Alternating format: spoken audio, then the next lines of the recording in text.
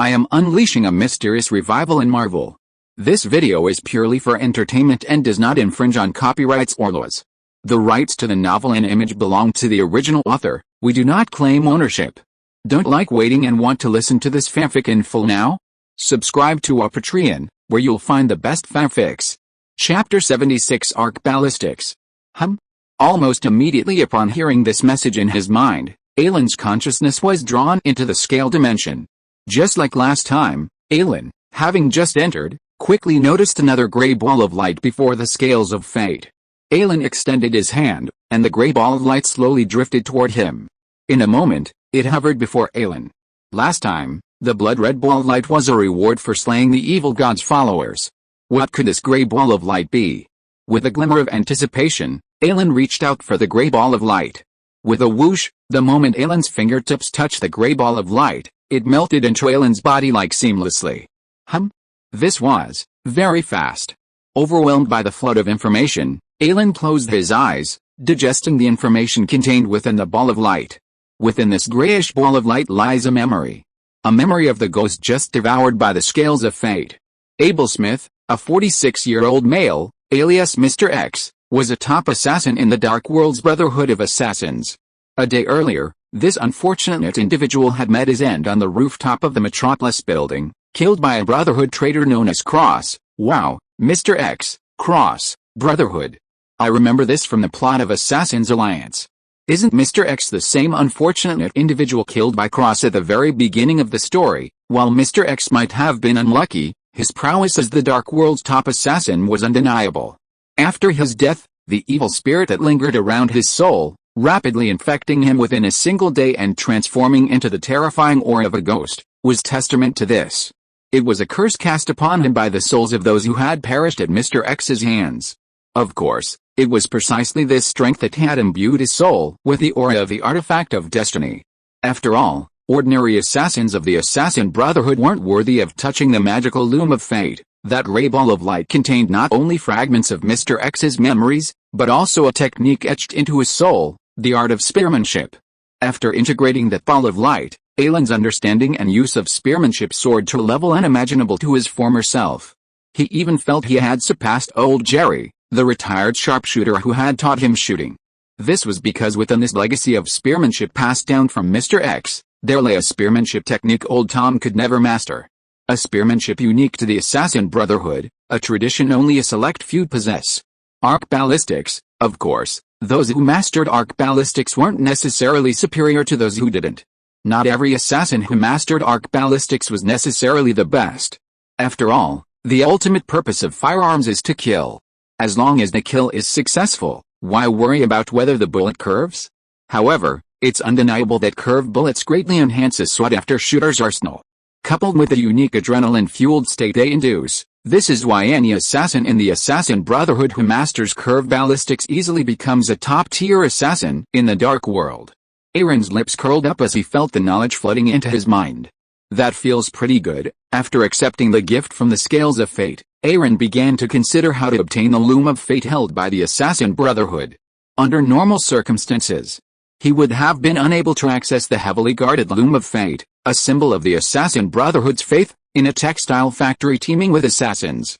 According to Mr. X's fragmented memories, even as one of the 12 saints of the Assassin Brotherhood, he was normally forbidden from accessing the loom of fate. Only Sloane, the leader of the Assassin Brotherhood, would come into contact with a loom of fate daily. Thinking of this, Ailin recalled, I remember in the original storyline, after Cross's death, Wesley, having learned the truth, fully awakened and, with Fox's help, wiped out the Assassin Brotherhood. So, could I just wait until all the Assassin Brotherhood members were dead, then go directly to the textile factory and loot the loot, effortlessly obtaining the loom of fate, and so on? Since crossing over, so much has changed. It seems unsafe to just sit back and reap the benefits. Who knows if the butterfly effect I've set off will have already altered the plot. After all, the world has already undergone significant changes due to my existence. Mr. X just died, and now seems like the plot is just beginning. Should I try to contact Cross? The thought turned over in Ailin's mind, but he quickly abandoned it.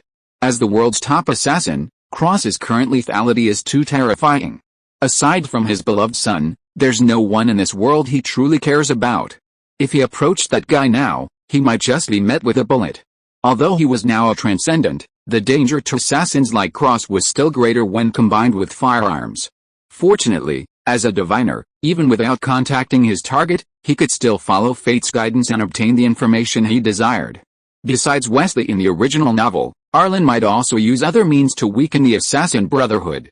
After exiting the Libra space, Ailin saw the little monster looking up at the sky with a look of grievance, as if wondering why the half-ghost had suddenly disappeared. Seeing this, Ailin couldn't help but smile and patted the little monster's head. Okay, don't be upset. I'll give you a better one later. Although somewhat puzzled as to why such a delicious food had disappeared, the little monster wiggled its tongue in delight at its owner's promise. After teasing it for a while, Ailin took a taxi and left Chinatown. Before confronting the assassin brotherhood, Ailin planned to familiarize himself with his newfound skills. 20 minutes later, Ailin got out of the taxi and entered Tom's shooting club. Led by the waiter, Ailin came to a mobile shooting range. He picked up the pistol on the empty spot and fired at the moving target 10 meters away. Chapter 77 Digestion. The relentless roar of gunfire echoed through the underground shooting range. As Ailin continued firing, he rapidly absorbed the spearmanship inherited from Mr. X from the 10-meter target, to the 20-meter target, to the 30-meter target, and finally the 50-meter target. Even as the distance and speed of the moving targets increased, Ailin's bullets consistently hit the bullseye at incredible angles. Even more terrifying, Ailin's speed in raising his hand and reloading his ammunition increased visibly. If the 50-meter moving range weren't expensive and usually deserted, Ailin's astonishing accuracy and speed alone would have astonished many. Even now, Ailin could sense the strange looks from the two muscular men practicing at the range. Luckily, old Jerry was off working out of the club today. Otherwise, he'd have been stunned to see how Ailin's shooting skills had improved to such a terrifying degree in such a short period of time. After emptying his pistol once more, Ailin's arms suddenly began to spasm from the intense shooting, but the twitching didn't even break the smile on his face. The previous shooting training had allowed Ailin to quickly absorb Mr. X's knowledge of marksmanship, transforming it into his own. If it weren't for the special talent required to access adrenaline, Ailin might even have mastered the art of arc ballistics. Of course, this was just a minor issue. While Ailin didn't possess that special talent, adrenaline was just that. Ailin now possessed self-hypnosis, stimulating his body to rapidly secrete adrenaline and forcefully enter that state. After putting down his gun, Ailin noticed two muscular men nearby. Their gazes were growing increasingly intense, a burning intensity that threatened to melt Ailin and merge with his own body. The sudden change in their gazes startled Ailin. Though he could faintly hear through his headphones that they seemed only seeking guidance on their shooting techniques, Ailin was still frightened by their intense gazes and fled. He didn't even dare to ask the club's technician to relax his arm. He hurriedly paid his bill and, without a backward glance, left the mobile shooting range. A few minutes later, Ailin, sighing with relief, exited Tom's club. He gazed at the neon-lit Tom's club behind him and silently made a decision. I can't come to this shooting club for the time being. If I run into someone I know, I won't be able to explain how my marksmanship has improved so dramatically in such a short time. Of course, with my current shooting skills, old Jerry can't teach me much anymore, so even if I don't come to this club, it won't have much of an impact on me. After leaving Tom's shooting club, Ailin didn't go home immediately. Instead, he found a cosplay shop on the way and bought a mysterious retro fortune-teller costume and some props for fortune-telling games. It had been a while since Ailin took the fortune-teller potion. Having learned a wealth of fortune-telling techniques and digested most of the potion, Ailin could be considered a true fortune-teller. All he needed now was to fully digest the fortune-teller potion. To expedite this process, he would ascend to the rank of Joker sooner, giving him a better chance of seizing the loom of destiny within the textile factory. Before the final plot battle, Ailin planned to play the role of fortune-teller more often to help him digest the fortune-teller potion. Playing the role of a fortune-teller wasn't difficult. In New York, a diverse city with a fusion of cultures, Ailin only needed to play the role of a fortune-teller more often in the streets and alleys of New York, or in crowded places, and convince others to believe him. Over the next few days, rumors quickly spread through the New York nightscape about a wandering fortune-teller with extraordinary divination skills. According to the rumor, if you were lucky enough to encounter this wandering fortune-teller in strange attire, you could pay $1 and ask him to tell you anything you wanted. It could be about career, luck, love, family, or even a lost pet. He accepted every one. And every time, the fortune teller's results were unbelievably accurate. The low price of $1 made it affordable for everyone, and coupled with his accurate predictions, the fortune teller's fame spread through the New York nightscape at an incredible speed. Some even filmed their encounters with a mysterious fortune teller and posted them online. The mysterious fortune teller's fame skyrocketed thanks to a YouTuber's video. The video detailed their encounter with a fortune teller and, with his help, their discovery of a treasure worth over $1 million from a family treasure map.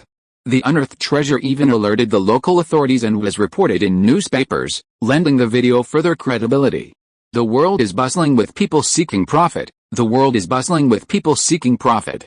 With the release of this video, the fame of the fortune teller, dressed as Ailin, skyrocketed. Hundreds of thousands of people believed Ailin to be a true fortune teller possessing mystical powers. Countless people hoping to get rich overnight took to the streets of New York at night, wandering the bustling streets and alleys, hoping to encounter the mysterious fortune teller and become rich overnight with his help. Many office ladies even dressed up to the nines and walked the streets at night, hoping to encounter the mysterious wandering fortune teller and spend a mysterious and wonderful night with him, which would give them something to brag about among their sisters. But unfortunately, just when they were about to hunt down the mysterious fortune teller who had caused such a huge sensation disappeared as suddenly as he had appeared. Chapter 78 Digestion. There are countless theories online about the mysterious disappearance of the wandering fortune teller. Some say his predictions were so accurate that he was invited by wealthy individuals to become a guest of honor to a jebel or influential figure, freeing him from the hustle and bustle of the streets. Others say his predictions angered a gangster, forcing him to flee New York in disgrace. Still others say he encountered too many beautiful women, overexerting himself and dying in one of their beds. Of course, many more believe the mysterious fortune teller, tired of wandering New York, has left the city, continuing his wanderings to the next city. Unbeknownst to everyone, the real fortune teller, in a house in Chinatown, has passed away. Just moments ago, after Ailin's portrayal of fortune-telling had garnered the trust and recognition of tens, if not hundreds, of thousands of people online, Ailin's body and mind suddenly entered a mysterious state. Then, with a sound of bubbles popping, it was as if Ailin had punctured a bubble of illusion. Almost at the moment the bubble burst, Ailin felt something within him rapidly dissolve, completely merging with his own spirit. He didn't need anyone to remind him. Ailin clearly realized that the diviner's potion had been completely digested. At that moment, Ailin let go of all distracting thoughts, closed his eyes, and lay on the sofa, quietly savoring this rare experience. After a long moment, Ailin opened his eyes again and sighed. The diviner's potion, has it been completely digested already? Strictly speaking, it's only been about 2 weeks since I took the diviner's potion. Even though it's only a sequence 9 potion, it's still quite impressive to have digested it in such a short time. While it can't compare to those perverted monsters in the mysterious world who were born with demigod or even angelic traits, it's still much faster than what Mr. K took to digest the diviner's potion. Of course, Ailin knew full well that this wasn't because his aptitude was superior to Mr. K's or anything like that. His ability to digest the diviner's potion in such a short time was entirely due to his knowledge of the general trends of this world, allowing him to better fulfill the role of a diviner, as well as the rapid spread of information in this world. Previously, Ailin had leveraged a limited information gap, familiarity with a plot, and the aid of props to successfully play the role of a diviner in front of influential figures like Coulson and Tony, effectively digesting some of the diviner's potion. This time, through numerous divinations and online publicity, his mysterious role as a diviner quickly gained widespread recognition, establishing his identity as a diviner and completely consuming the remaining small amount of the diviner's potion. Of course, this was also due to Ailin's planning. For example, the YouTuber who had a viral video was the one who, after Ailin had predicted the other's treasure discovery during a divination, orchestrated a meeting between him and himself, and then, using the information he had obtained, helped him find the hidden treasure. Thanks to that viral video, the wandering fortune teller played by Ailin quickly gained widespread recognition. However, who can say for sure whether Ailin's divination for the other party preceded his successful treasure search, or whether his successful treasure search led to Ailin's divination for the other party? In any case, now that the other party had amassed a vast fortune, and Ailin had taken the opportunity to completely digest the fortune teller's potion, everyone was happy. Just as Ailin was secretly rejoicing, his phone suddenly lit up and then vibrated slightly. Opening it, Ailin saw a photo from Gwen. Standing in the center of the photo was a figure Ailin knew all too well. It was him. However, this wasn't as usual Ailin, but Ailin, who had put on makeup, disguised himself as a wandering fortune teller, reading a fortune.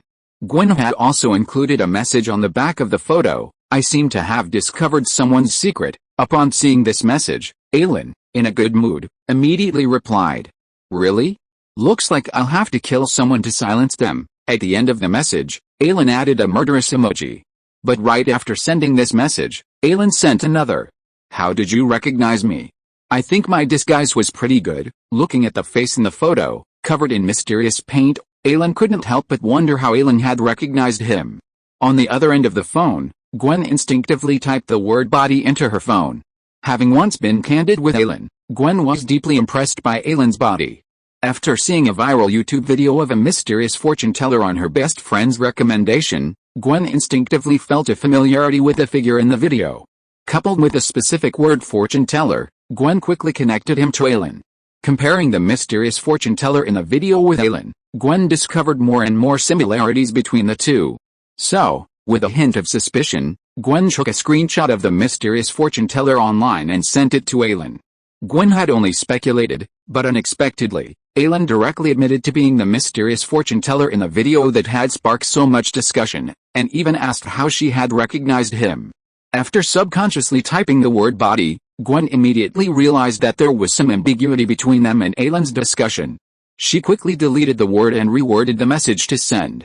"You've previously revealed your identity as a fortune teller to me, plus the similar body shape, and some intuition." Ailin read Gwen's message and accepted the first two theories, but what about the last one? Are women's intuitions always so accurate? Feeling a little emotional, Ailin and Gwen briefly chatted for a while. The conversation drifted back to Ailin's promise to Gwen to do a fortune-telling together to try to find something to help Helen's scars. Since the topic had come to that, Ailin simply asked, "Is Ms. Helen feeling better? Do you need me to do a fortune-telling for her now?" Chapter 79 Promotion. On the other end of the line, Gwen's mind flashed back to Helen's often dazed expression after the surgery, staring blankly at her legs. After a brief thought, she gritted her teeth and said, "Tomorrow? Tomorrow's Saturday. I'm free during the day. Tomorrow? Sure, I'll come to your house then." "No, I'll see you tomorrow." This time, she was asking for Ailin's help, so Gwen certainly wouldn't be so careless as to enjoy Ailin's house call. After agreeing on a time for tomorrow's divination, they concluded their conversation. After a brief conversation with Gwen, Ailin found that the joy of thoroughly digesting the diviner's potion had subsided considerably. Seeing this, Ailin didn't wait any longer and entered the scale space, withdrawing the vial of Joker potion he had drawn last time. After removing the Joker potion, Ailin didn't immediately consume it to advance in his sequence. Instead, he took out his divination coin, which had been imbued with spirituality through frequent divination. The coin divination method only reads yes and no, but for Ailin, who wanted to know if his divination would be successful, it was enough. With an invisible spiritual energy surging, Ailin's eyes darkened as he silently muttered, "Will I succeed in this promotion? Will I succeed in this promotion?" After 7 times, Ailin half opened his eyes and looked at the pattern on the coin he had flicked away, which landed in his palm. Heads. This was a positive answer to his question, meaning that nothing would happen to him, nor would he lose control and degenerate into a monster after taking the Joker potion. Ailin couldn't help but breathe a sigh of relief. Although he was certain of success in his heart, the divination's positive results still made Ailin feel a little happy, even taking it as a good omen for his success. After putting away the coin, which shone with a hint of spiritual light, Ailin once again took the tube of Joker potion. He then pulled the cork from the bottle and raised it to his head. Then, with a gulp, he lifted his head and swallowed a liquid from the test tube. Instantly, an intense bitterness filled Ailin's palate. It was bitterer than consuming 3 pounds of cactus root. The lingering bitterness numbed Ailin's tongue and affected his voice. This was far more difficult to drink than the diviner's potion. Then, Ailin noticed his face begin to flush and heat, and similar changes began to occur around him. The fiery crimson color made Ailin resemble a steamed shrimp. Meanwhile, Ailin's mind, drawn out by the potion, transformed into tiny needles, absorbing each drop of the potion and piercing each cell. Even though Ailin hadn't yet reached the level of inner vision, He had a strange vision of the Joker potion melting into every cell of his body. In just a few seconds, Ailin felt as if his body had been lifted into a high-precision machine, undergoing a comprehensive transformation. He didn't know how long it had been. Deep within Ailin's consciousness, he reflected his own image. Through this strange reflection, Ailin discovered he could precisely grasp facial expressions and body movements. At the same time, a buzzing sound filled his ears, and he could once again hear the disembodied whispers and frantic cries echoing around him: erosion, world barrier, degradation, death, ascension. Words could not describe the contamination and bewitching power that permeated the whispers, seemingly madly enticing Ailin and driving him towards corruption. Fortunately, as his ascension ended, the eerie whispers gradually weakened, and Ailin took the opportunity to gradually shake off the spiritual overflow brought on by his ascension, as well as the slight lack of control. As Ailin gathered the last trace of his spiritual energy, he knew clearly that he had successfully ascended, that he had become a Sequence 8 Joker. When Ailin opened his eyes again, he found that the world before him seemed much clearer. This feeling is truly marvelous. Clenching his fists, feeling the explosive force coursing through his muscles, Ailin could clearly sense the surge in strength. Little monster, sandbag. As Ailin's voice fell, a ripple like water rippled across the ceiling. Then, a slightly worn training sandbag shifted from a corner of a utility room to the ceiling directly in front of Ailin, hanging directly in front of him. Paw! Ailin unleashed a full-strength punch. A crisp, shattering sound echoed in Ailin's ears, and then, with a thud, it landed on the sandbag in front of him, sending the very bag he had used for boxing as a child flying into the air. The force unleashed by this punch was beyond Ailin's expectations. If the fortune teller potion had only slightly enhanced Ailin's physical fitness, making him appear stronger and healthier than an average person, then the Joker potion had nearly doubled Ailin's strength. But it was more than just strength. Just as the sandbag, driven by inertia, plummeted from its height, Ailin twisted his arms and waist, spun his body, and instantly unleashed a fierce whip kick. With a bang and a burst of energy, Ailin's powerful kick shattered the aged sandbag. The dust showered across most of the room. However, the sand that had fallen onto the floor and furniture soon sank slowly, swallowed by the floor and furniture. Before long, the sandbag, which had seemed shrunken after Ailin's kick, had plumped up again. Even the large hole it had torn into was repaired, appearing exactly as it had been before the damage. Repair. This was one of the monster's abilities. It consumed a portion of its energy to restore everything it had assimilated to its original state. It was undoubtedly a powerful ability. However, Ailin's attention was elsewhere. After a series of experiments, Ailin discovered that his strength, agility, muscle control, and coordination had all greatly improved. Especially his coordination. Unless something unusual happened, Ailin would rarely lose his balance. Even if he deliberately fell down the stairs, his spine, tendons, ligaments, and other tissues would all exert force simultaneously, instantly adjusting his center of gravity and allowing him to stand firmly in a twisted position. Chapter 80. The curtain is about to rise. As expected of a clown. This ability would be perfect for performing those acrobatics on stage. Ailin's powerful coordination and control not only allowed him to maintain his balance in any unexpected situation, but also allowed him to learn any physical skills, including various combat techniques, more quickly and efficiently. While it might take an ordinary person a year or even several years to master and perfect a combat technique, Ailin could achieve the same results in just a month, or even 2 or 3 weeks. Perhaps this was the difference between a transcendent and an ordinary person. The talents gained upon reaching transcendent status had, in a sense, already allowed him to transcend humanity. And his powerful physical gifts also made Ailin want to find time to learn some combat techniques, otherwise, it would be a waste to leave them unused. After testing his physical changes, Ailin picked up a brand new deck of cards that had been placed on the table. With a flick of his wrist, he tossed out a card imbued with spirituality. Snatch, like a flying knife, the flexible playing card pierced the red brick wall Ailin had aimed at. With only 1/3 of the card still visible, Ailin let out a satisfied smile. Infused with spirituality, the playing card could slice through roughly 2/3 of even the monster's bricks, which were significantly harder than ordinary walls, let alone a fleshy body. If hurled at a human, the card's power could easily rip through intestines and stomach, causing fatal damage.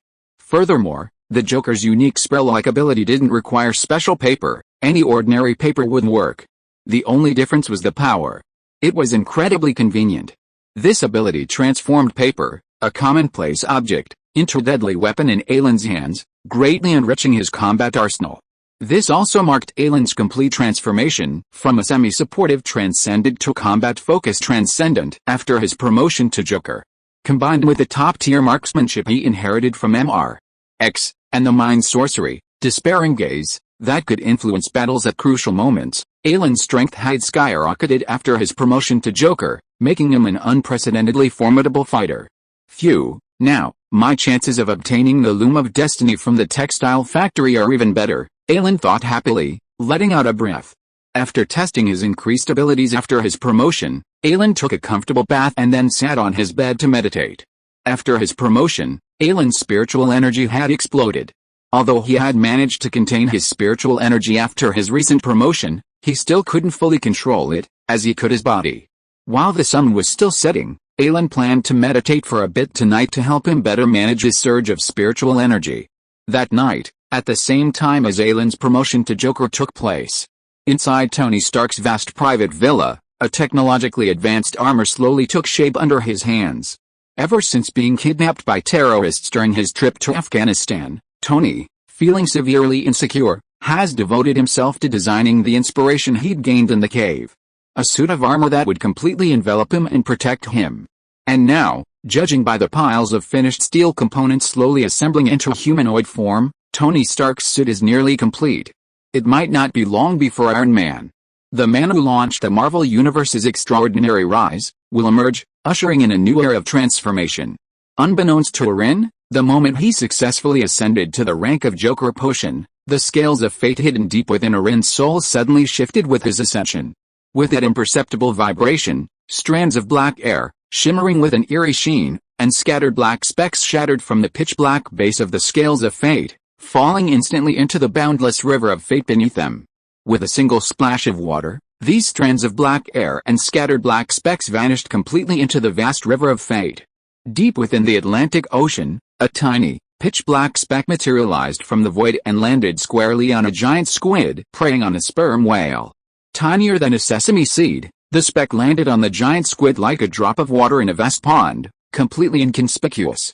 But, incredible, the instant the black speck touched the squid, like a drop of ink falling into a pond, it quickly stained the entire pond black.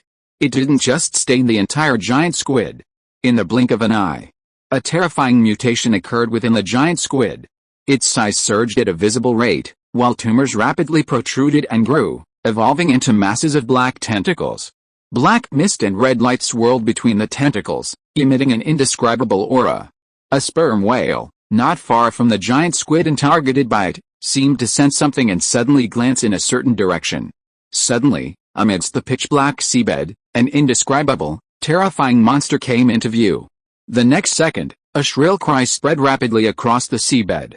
Meanwhile, a slightly larger black speck dove left and right in the vast river of fate, seemingly traversing the realms of illusion and reality, constantly swimming upstream. Finally, having exhausted most of its strength, it fell powerlessly from the river, landing atop a massive cruise ship in the middle of a certain sea. If those dark spots could still struggle in the long river of fate, then the black air currents like duckweed were drifting along with a long river of fate without any resistance. Then, driven by fate, they merged into every corner of this world. Chapter 81. The show is about to begin. The next morning, Gwen rang Aaron's doorbell, breakfast in hand.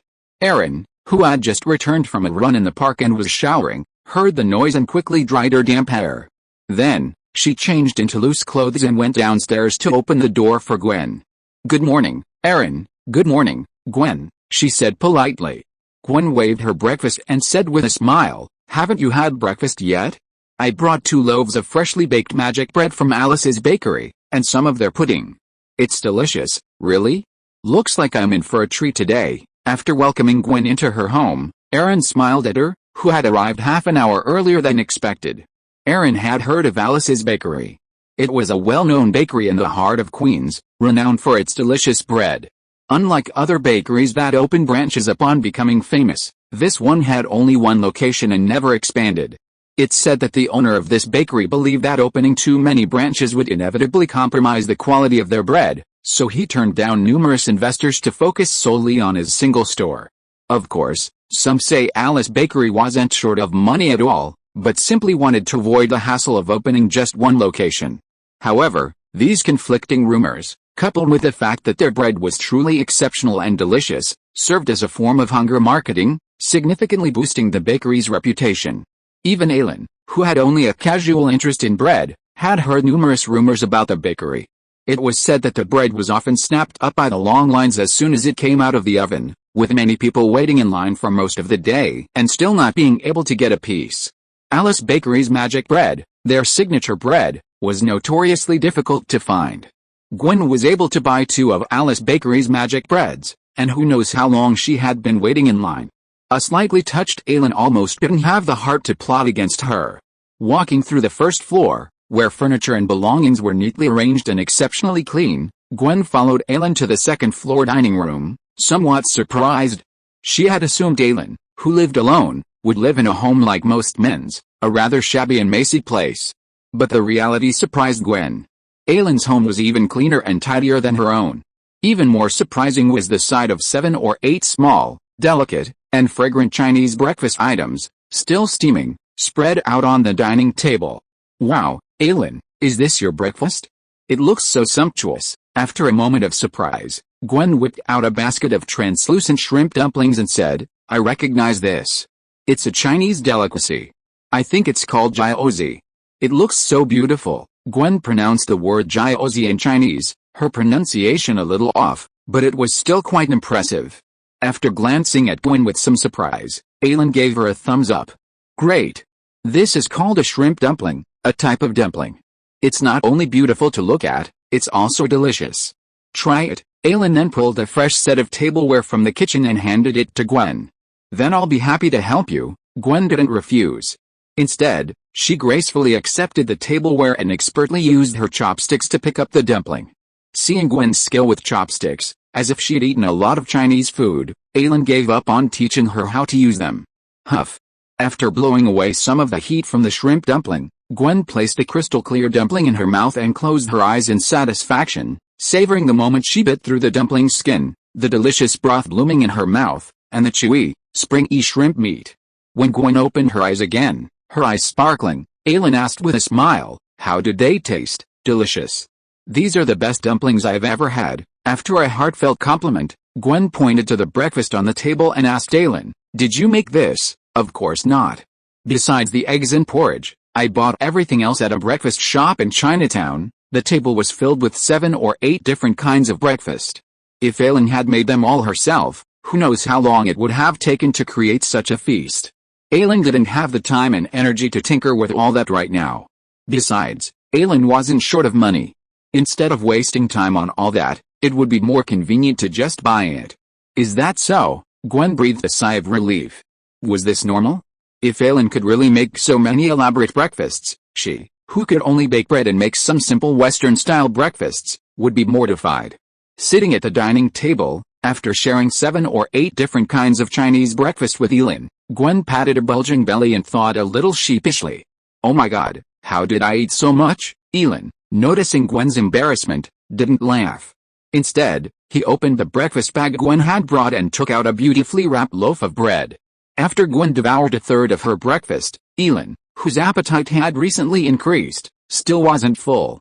Opening the bag, Ailin was immediately inhaled by the tangy aroma of milk and wheat, a sweet and alluring scent that instantly whetted Ailin's appetite, which hadn't yet been fully consumed. She took a piece of bread and placed it in her mouth. After chewing it, Ailin's eyes lit up. The magical bread from Alice's bakery was indeed delicious. Even Ailin, who wasn't particularly fond of bread, could appreciate it. Good things should be shared, especially since Gwen had waited so long in line to buy them. However, when Ailin handed Gwen the magic bread, she shook her head fiercely, refusing to eat any more. After breakfast, Ailin took Gwen, who had rested briefly, to his room on the 3rd floor. He retrieved the tools he'd used in his guise as a wandering fortune teller from his wardrobe. Gwen's eyes lit up at the sight of these mysterious props. "Wow, are these the tools from the video?" Ailin smiled. "Yes, they'll help us divine a way to remove Helen's scars." With a plan in mind, Ailin retrieved the crystal ball from among the other props. Then, he and Gwen began to divine. Before Gwen's astonished eyes, A clear image slowly emerged from the crystal ball. It showed a vast textile factory. If you're listening to this novel on a channel other than Fanfic World, it means they downloaded and uploaded it without effort. We cordially invite you to visit our channel, Mundo Fanfic Novelis. There you'll find the original version of this story and you can explore many other novels of various genres. We're waiting for you to immerse yourself in a world of incredible novels. Chapter 82, Remarks on the Release. Today's public chapters have been updated. Tomorrow at noon, this novel will be available on the shelves. Let me say a few words. First of all, thank you all for your support. This is very important and crucial for the success of this book. Similarly, tomorrow's first order is also a test for this book. If the first order is good, updates will definitely not be a problem. So, shamelessly, please support tomorrow's first order. By the way, I will update 2 or 3 chapters tomorrow at noon, and then update 2 or 3 chapters tomorrow night. There is no way, Mew Mew really has no manuscripts saved, and I can only work hard after get off work tomorrow to update. Next, I would like to thank the editor Napen, no, it's Pengle, for giving me a lot of advice and guidance when I started writing. Also, thank you all again for your support. I read your comments when I was free. Some friends also pointed out many errors and a bug. Thank you very much. I won't say much more. I'm going to write. Chapter 83 Firefight. At this moment, the atmosphere inside the textile factory was tense. Before them lay a corpse. It belonged to Wesley, a tool they had created specifically for Cross. Sloan and his team had originally planned to exploit Cross's remaining affection and concerns, train Wesley, Cross's son, and then use him to kill the traitor Cross. But who could have imagined that last night, Cross had personally shot and killed his only son, Wesley. This was undoubtedly bad news for them. From now on, they no longer had any cards to use against Cross. By shooting his only son, Cross had eliminated his last remaining weakness, and thus severed his last vestiges of humanity. This Cross would undoubtedly become even more terrifying. It was almost certain that Cross, forced by them to kill his only son, would unleash a frenzied revenge on the textile factory. Given their strength, the Assassin Brotherhood would be in serious trouble. Damn it, Sloan, the leader of the Assassin Brotherhood, cursed grimly. He then looked at the 8 regular employees in the office, including the repairman and the pharmacist, who were skilled in the art of wielding a gun. Have they been notified? Fox nodded. I've asked all members on outbound missions to pause their current tasks and return to the textile factory. The gunsmith, hearing this, also spoke up. I've also deployed personnel throughout the textile factory. If Cross dares to appear, dozens of guns firing simultaneously will absolutely riddle him to pieces. The butcher, standing nearby, toyed with his knife and said coldly, the fear is that he won't show up, but instead plans to wear us down bit by bit. The butcher's words hushed the others in the room. This point, the butcher's words, was clearly their biggest concern. The textile factory was a vast business, and even if they could support these people for 10 or 8 years, nothing would happen. But they couldn't really hide in the textile factory for 10 or 8 years. The pharmacist, standing at the end of the group, moved his lips a few times, and just as he was about to speak, boom! With a violent explosion, the textile factory's gate, resembling a city gate, instantly shattered. With a loud bang, fragments of the gate flew in like bullets, instantly scattering several textile factory personnel hiding behind the gate. Sloan, Fox, and the others heard the sound and instantly glanced out the window. Fierce gunfire rang out from all over the textile factory, and flames erupted, seemingly threatening to engulf a truck that had broken through the gate. Squeak, squeak, squeak. Suddenly, the squealing of rats reached the pharmacist's ears. The pharmacist, trembling with fear, watched the rats swarming out of the truck through the window. His pupils narrowed, and he shouted, "Be careful. Those rats are carrying explosives." Bang, boom, boom. Almost as the pharmacist finished his words, some of the slanting bullets landed on rats strapped to their bodies, detonating them prematurely. The next second, a series of explosions echoed wildly throughout the textile factory. Taking advantage of the chaos caused by the continuous explosions at the textile factory, a figure rushed into the factory.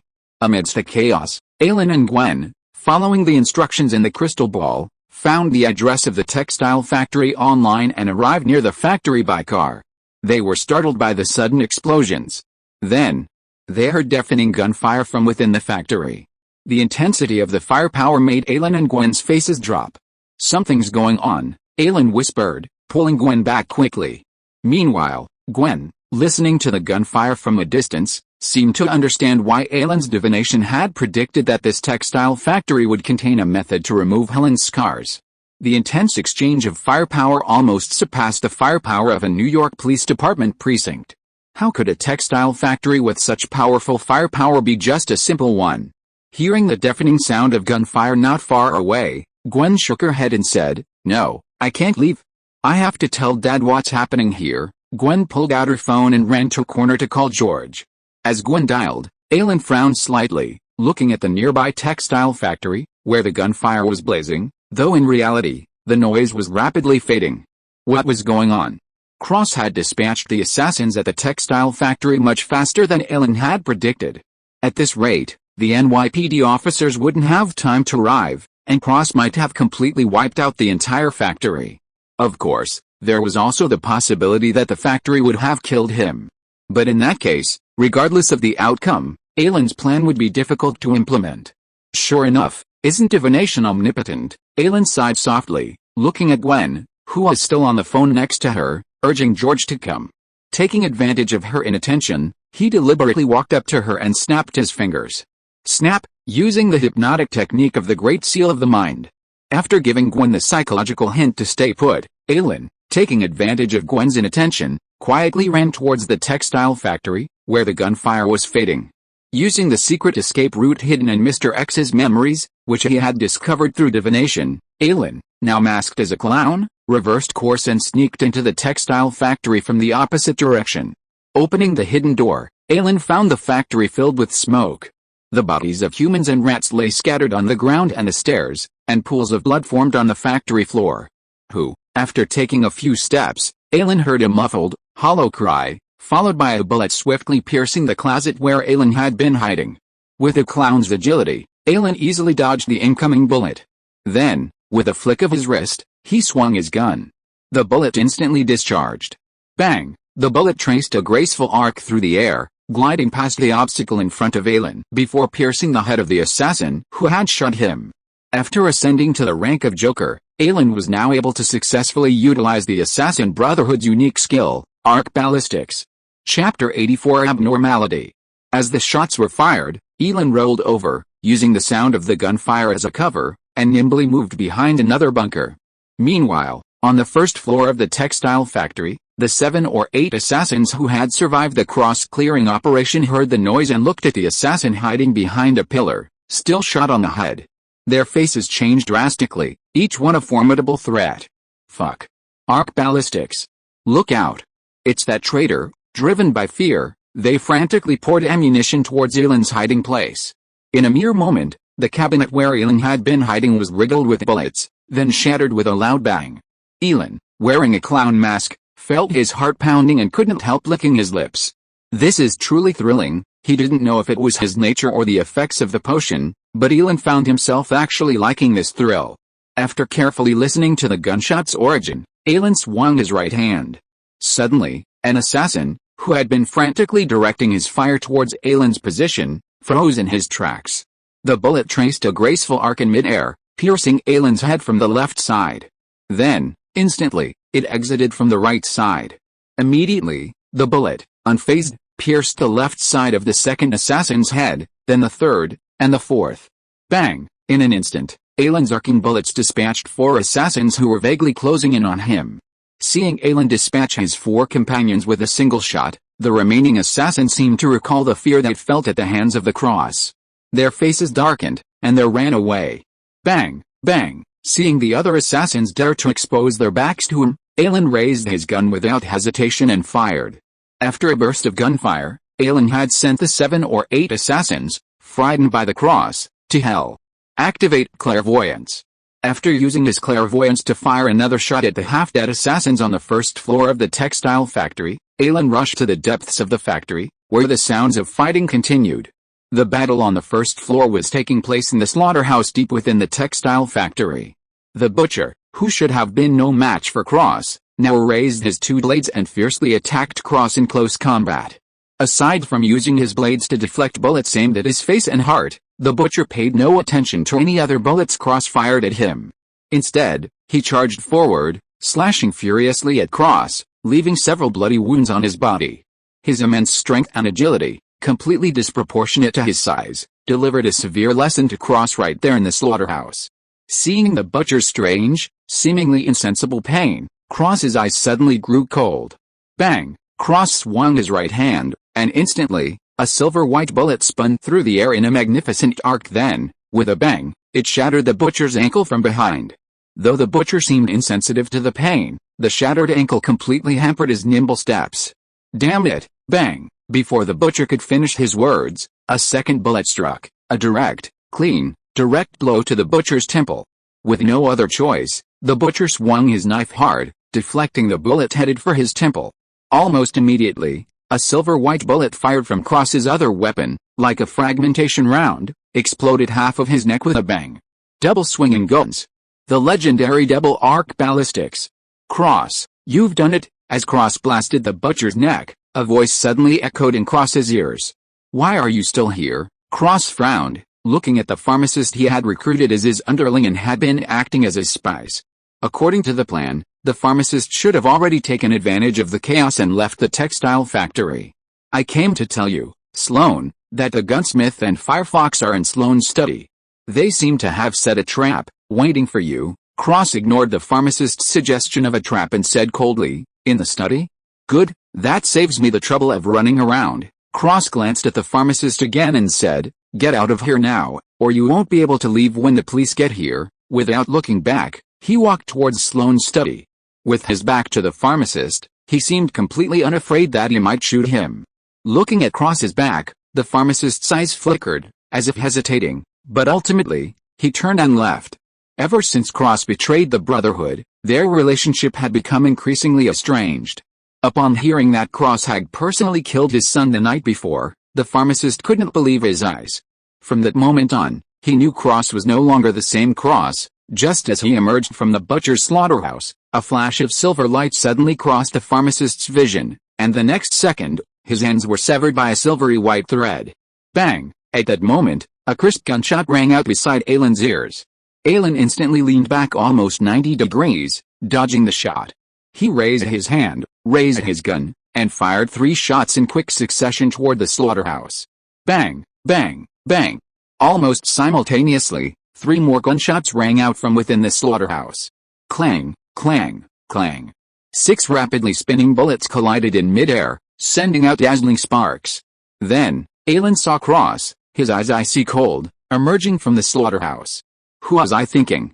It's you, little rat, following me. At the moment Ailin and Cross unexpectedly met. In Sloan's vast circular study, the gray-haired Sloan carefully wiped his blood-stained palms with a white silk cloth.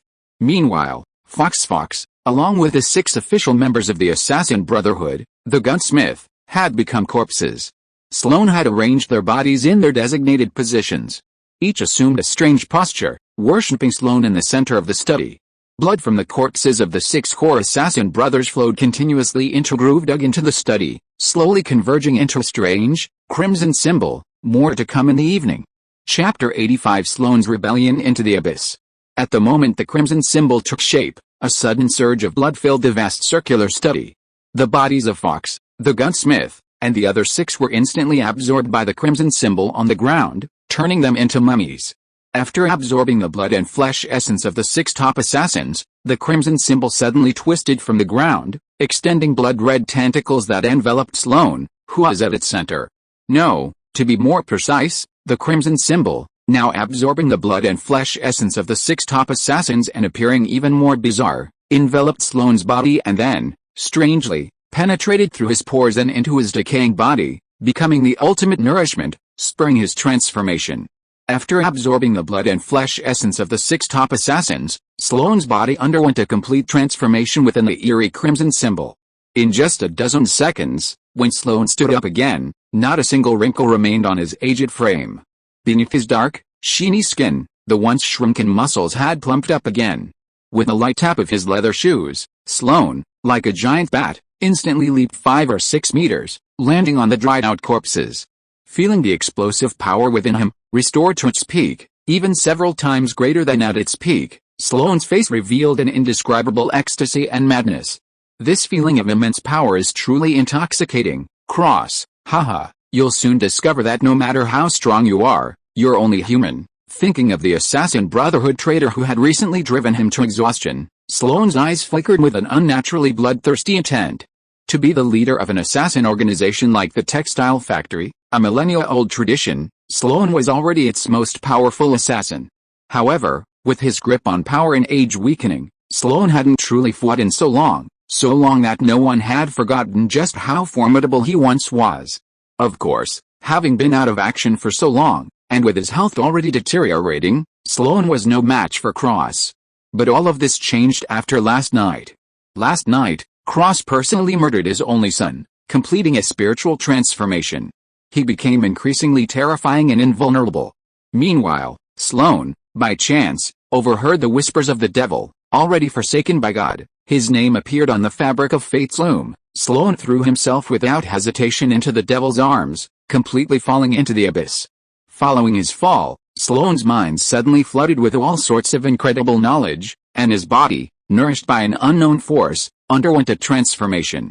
Meanwhile, at the moment Sloane successfully absorbed the flesh and blood essence of 6 top assassins, he was completely captivated. Ailin and Cross, engaged in combat on the first floor of the Textile Factory, simultaneously paused. Just then, with their astonishing intuition, they had almost simultaneously sensed a deadly threat emanating from the second floor. This ominous feeling, Ailin's clairvoyance instantly activated, his eyes deepening as he gazed directly at the source of the aura that was causing him discomfort and a sense of danger. The next second, a ball of blood-red light shrouded Ailin's vision. Within that crimson glow, the phantom of a young demon with the goat horns glared at Ailin with a half-smile. The intense mental stimulation caused Ailin, whose eyes ached, to quickly avert his gaze. Cross's innate extraordinary talent also allowed him to sense the growing shadow of death from the second floor of the Textile Factory, nearly enveloping him completely. That's Sloane's study.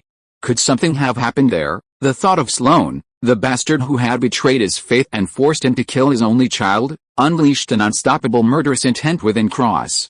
Ailin, not far away, sensed the cold, murderous intent emanating from Cross and suddenly raised his lips slightly. How about we stop for now? I'm sure you've sensed that aura, too, Cross. Our goal is to kill Sloane, the hypocrite who tampered with God's will. Before we do, how about we join forces? Once we've killed Sloane, we can resolve our conflict. HMPH, I don't need to join forces with anyone. Cross, who completely distrusted Ailin, gave him a deep look before finally giving up on the idea of tangling with him. Just as Ailin had said, the deadly sense of danger emanating from the second floor of the Textile Factory made Cross uneasy. He didn't want to waste any more energy on Ailin before dealing with Sloane, the culprit. As for Ailin, after dealing with Sloane, he'd have plenty of ways to kill this little rat who'd been following him around, picking up loose ends. Looking at Cross, who was facing him and silently retreating into the shadows of the slaughterhouse, Ailin raised an eyebrow. Huh? Let this arrogant fellow test what's going on the second floor of the Textile Factory first. After Cross disappeared into the shadows, Ailin extended his hand. The pharmacist, whose hands had been severed by the venomous thread, was pulled to his side by the venomous thread. Ailin remembered that the special wax at the Textile Factory, which could quickly heal injuries, was usually made by this pharmacist. While Cross was testing the guy on the second floor, Ailin planned to pry something out of the pharmacist's mouth. You're here, you've been lingering at the stairs for so long, I almost thought you were afraid to come up. A teasing voice suddenly reached Cross's ear as he cautiously entered the study on the second floor of the Textile Factory, a pistol in each hand. Whoosh! Cross's pupils shrank sharply, and he instantly broke out in a cold sweat. His heart instantly overclocked, adrenaline surging, and Cross entered a special state known as bullet time, rolling violently to the side. Then, from his silver-white pistols, 2 bullets instantly burst out, firing towards the source of the sound. Ding, ding. Before Cross's bullets could reach their target, the 2 silver-white bullets were intercepted mid-air by 2 bronze bullets. Chapter 86, please. After easily intercepting 2 bullets fired by Cross, Sloane, looking considerably younger after absorbing the flesh and blood essence of 6 top assassins, took the initiative to appear before Cross. Seeing Cross's face, which was slightly shocked, Sloane put on a playful smile. What's the matter? Carlos, you seem surprised. "You're Sloan." Cross rolled on the ground, looking at Sloan, who looked a dozen years younger, not far away, and could hardly believe his eyes. As he spoke, Cross caught a glimpse of the 6 strangely shaped mummified corpses on the ground. The next second, his pounding heart trembled violently. Fox, the gunsmith. Although the 6 corpses on the ground had been transformed into mummies by the mysterious runes, Cross, who had been with them for over a decade, easily recognized them from their clothing. Originally, before entering the study, Cross had considered these core members of the Assassin Brotherhood as main opponents. However, he had not expected that before he even entered the study, these people had all turned into eerie, mummified corpses. Looking at the strange corpses of Fox and the others, seemingly drained of all their moisture, and Sloan, who had suddenly become younger, Cross quickly realized the source of his earlier ominous premonition.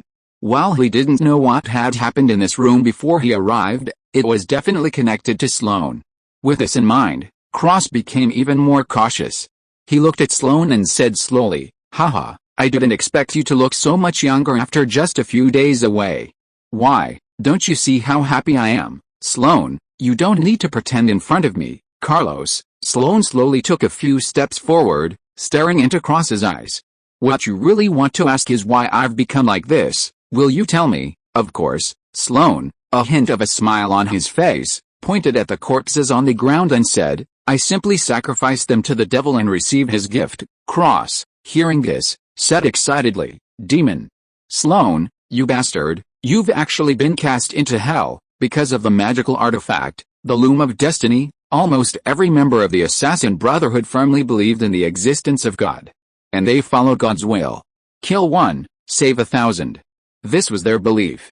They never killed for the sake of killing, they killed to redeem themselves. To redeem more people. But now, Sloan, the leader of the Assassin Brotherhood, almost God's agent, had been cast into hell. Cross suddenly felt that his faith had been tarnished. Haha, Sloan let out a sneer. "Carlos, don't you know? If that bitch God wants to kill me, why can't I just go to hell? Go to hell, you traitorous bastard." Just as Sloan spoke, Cross, feeling his faith tarnished, suddenly raised his hand. With an instant surge of adrenaline, Cross, entering bullet time, frantically pulled the trigger. Bullets spurted out, piercing Sloan's vital points while also obscuring his escape route. "Oh, I betrayed my faith and killed my own son. How can you be so noble?" A flicker of disdain crossed Sloan's face, but he showed no sign of panic. Almost as soon as Cross raised his hand, Sloan entered bullet time, firing rapidly, knocking some of the bullets away with his bright yellow bullets. With a flash of his own, Sloan slipped through the gap he had created, dodging Carlos's barrage. After dodging Carlos's barrage of bullets, Sloan unceremoniously raised his hand and fired. His bullets colliding mid-air with Carlos's. An incredibly unbelievable scene unfolded between the two of them.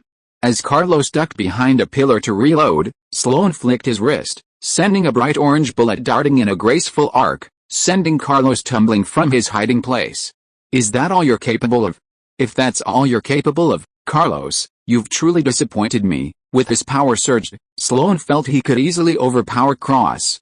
He didn't want to kill Carlos so quickly, he wanted to slay him at his most desperate and powerless moment. Last night, upon hearing the demon's whispers, numerous rituals to appease the demon suddenly surfaced in his mind. Slaying a figure like Cross, a powerhouse at the pinnacle of the dark world, was undoubtedly the best gift to appease the demon. That way, he would receive even more of the demon's gifts. Having tasted the sweetness, Sloan was even anticipating the moment he'd receive the gift after slaughtering Carlos. Elsewhere, using Despair Gaze and the Great Seal of the Mind to extract the textile factory's special medicinal wax from the apothecary, Ailin thrust a vicious thread directly into the apothecary's body, transforming his flesh and soul into nourishment for the vicious thread. After defeating the apothecary, Ailin glanced at the second-floor study, where the sound of gunfire continued, and a smile crept across his face. "Take your time. I'll be leaving." In the next second, Ailin's figure flashed, swiftly slinking towards the house where Mr. X's memory of the Loom of Destiny was stored.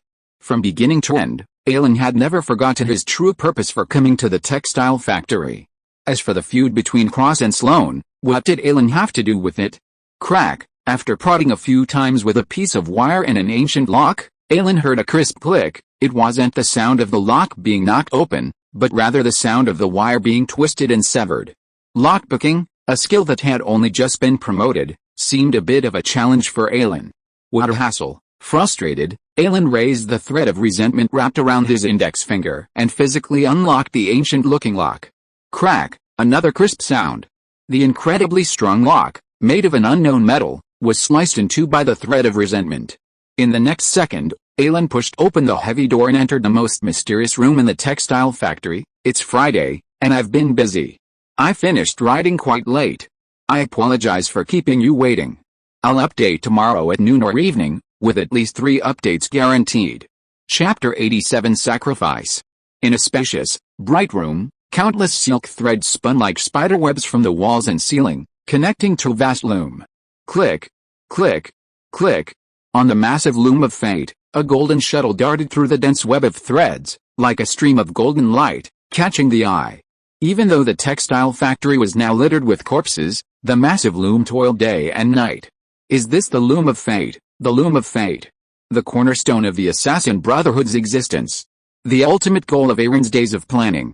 Entering the room, gazing at the loom so close, Aaron felt a pang of uncertainty. I found this thing, but how do I sacrifice it to the scales of fate? Do I need to perform a ritual? Just as Aaron was beginning to wonder, a message suddenly dawned on him. Touch? Simply touching the loom of fate with any part of his body would instantly sacrifice this fateful artifact to the scales of fate. Was it that simple? Ailin reached out for the loom of fate. Just as Ailin's right hand was about to touch the loom of fate, the golden shuttle weaving through the weaving web seemed to sense something and suddenly transformed into a stream of golden light, seemingly attempting to escape from the loom. But the next second, as Ailin's right hand touched the loom of fate, the shuttle, dragging its golden tail along with it, was frozen in midair. No, to be more precise, everything in the room housing the loom of fate was frozen in that instant. It was as if time and space had frozen. Then, a twisting vortex erupted from the void, swallowing the loom of fate, including the golden shuttle. Once the vortex of time and space subsided, the flow of time in the room returned to normal.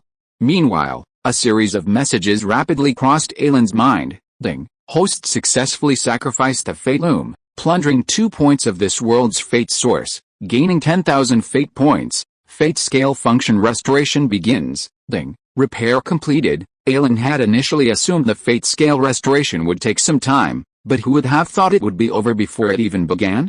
Silently grumbling, Ailin was immediately captivated by the new function of the fate scale, exchange. The name of this function was simple, but after clicking on it, Ailin was stunned by its seemingly ordinary name. Ailin quickly understood the power of this new feature of the fate scale, exchange. As long as you place enough weights on one end of the fate scale, you can exchange it for anything you desire. Remember, anything. Note, this requires sufficient weights. Comment, destiny is omnipotent. Destiny is omnipotent. While the phrase destiny is arrogant, the terrifying power of exchange makes it a reality. What a powerful ability. Unlike the fate manifestation ability, which requires fate points to activate, the equivalent exchange ability allows any item whose value is confirmed by the scales of fate to be placed on the scales and become an item for exchange. Upon seeing this ability, Ailin's first thought was, if I were to place all 6 infinity stones on one end of the scale, what could I possibly get in exchange? His thoughts lasted less than a second before he was startled awake by the sound of intense gunfire from nearby. Well, now is not the time for daydreaming. With a flash of his body, Ailin walked out of the now empty room. Once out, he caught sight of Cross running out of the study in a panic. Followed closely by Sloane. Cross now had several wounds oozing crimson liquid. Blood stained his clothes, making Cross's pale face look even more horrified. Sloane, following behind him, also had a gloomy expression, looking far less pleasant. Sloane had also been shot twice by Cross, one in the abdomen and one in the right arm. At the moment the scales of fate absorbed the loom of fate, Sloane, engaged in combat with Cross, suddenly felt a shudder and fear emanate from his soul. Cross, previously suppressed by Sloane, was incredibly perceptive. With his willpower, suppressing the numerous but non-fatal wounds, Cross emptied the magazine of his pistol directly at the trembling Sloane. Unfortunately, the aura that had shaken Sloane's soul vanished as quickly as it had come. In the face of this life-or-death crisis, Sloane quickly recovered his composure and dodged to the side. Caught off guard, Sloan barely managed to maneuver, dodging the dangerous bullets aimed at his forehead and heart, but Cross's bullet still left 2 bloody holes in his body. Even more unacceptable was that the bastard, Cross, had taken advantage of the opportunity and leaped directly through the textile factory window. The moment Cross fled the room, Sloan's prepared ritual killing to appease the demon was thwarted. "Since you want to die so badly, I'll grant you your wish." Sloan casually pulled a thick leather book from the large study and pulled out a black pistol from within. He then pursued Cross. Cross, who had never imagined Sloan could become so formidable, saw Ailin emerging from the room opposite, where the scales of fate were placed. Cross's eyes darted, and he shouted at Ailin, "Go! I can't hold on any longer." Following Cross, Sloan also spotted Ailin, wearing a clown mask. "Hey, any companions? Let's finish this together." Sloan raised his pistol and fired at Ailin and Cross. Having obtained the Loom of Destiny and the formula for the medicinal wax that could quickly repair injuries, Ailin, having perfectly accomplished his goal, was about to leave when he heard Cross's words, which clearly shifted the blame. Chapter 88 High-Frequency Consumable Grenade. Shit. MLGB. Without giving Ailin a chance to explain, Sloan's bullets were already unleashed. Forced to do so, Ailin quickly dodged behind a masonry pillar, using the barrier to block Sloan's earlier bullets. Seeing Cross, he took advantage of Ailin's moment of distraction to dodge the bullets and leap directly to the first floor of the textile factory. Sloan shifted his gaze to Ailin, who was hiding behind the pillar. "Huh? You think a pillar can stop me?" With a flick of his wrist, Sloan was about to fire when he saw 7 or 8 high-explosive grenades raining down on him like a shower of flowers. Fuck, such a barrage of high-explosive grenades frightened Sloan's face. Although he had gained immense power after embracing the demon, he hadn't gained immortality. He was still immortal. A bullet from Cross would injure him. And being caught in such a concentrated barrage of high-explosive grenades would rip him to pieces. With a sharp kick of his heel against the wall behind him, Sloan leaped toward the staircase on the ground floor. Good opportunity. Cross, hiding on the ground floor, saw Sloan in midair and raised his gun to fire. Bang! Bang! Bang! 3 bullets flew in a triangular pattern, piercing Sloan's head, heart, and other vital organs. Not good. Sloan realized something was wrong the moment he caught sight of Cross's figure out of the corner of his eye, but midair, he had no way to dodge. Bang! Bang! He only managed to fire 2 shots, knocking down 2 bullets before the final bullet blasted Sloan's kidney. Fuck! Before he could even utter a single curse, a deafening explosion echoed throughout the textile factory. Sloan, still in midair, was blown away by the terrifying shockwaves of 7 or 8 high-explosive grenades. Amidst the deafening explosion, a section of the textile factory's ancient walls collapsed. Puff! Sloan, flung over 10 meters by the aftermath of the explosion, opened his mouth and vomited a mouthful of dark red blood. His appearance was utterly miserable. The shockwave had not only shattered Sloan's internal organs, but even worse, a butcher's knife had lodged itself in the spot where he landed. Sloan's flesh and blood collided with a sharp blade, severing a large portion of his right leg. Despite his tragic appearance, Sloan was still fortunate compared to the flames and the cross buried by the collapsed wall. As Ailin infiltrated the textile factory, the New York Police Department, whose phones were flooded with calls from concerned citizens, swiftly sprang into action. Frightened by the deafening explosions and the constant barrage of gunfire, New Yorkers, over the phone, addressed a mother of the police operator. "Is this still the New York they knew? Are you sure this isn't the chaotic Middle East?" Such a deafening roar hadn't been heard in New York in ages. Even the most intense gang fights hadn't made such a commotion. Damn it. Is this how the NYPD protects taxpayers? You bunch of losers are wasting taxpayer money. I'm going to file a complaint against you. The New York Police Commissioner, who had been receiving countless calls, had turned a pale purple. It was over. Such a major incident had occurred in New York, and he, as the police commissioner, was undeniably responsible. If he couldn't resolve this, his tenure as commissioner might be over. To maintain his power, the entire NYPD, dozens of precincts, were operating frantically under the command of the chief. All units, attention, all units, attention, there's a high-intensity exchange of fire at a Brooklyn textile mill. All precincts must mobilize police forces as quickly as possible and rush to the scene. Among the precincts, George, who had received the news earlier at his daughter's prompting, took the lead, leading a dozen police cars to the textile mill.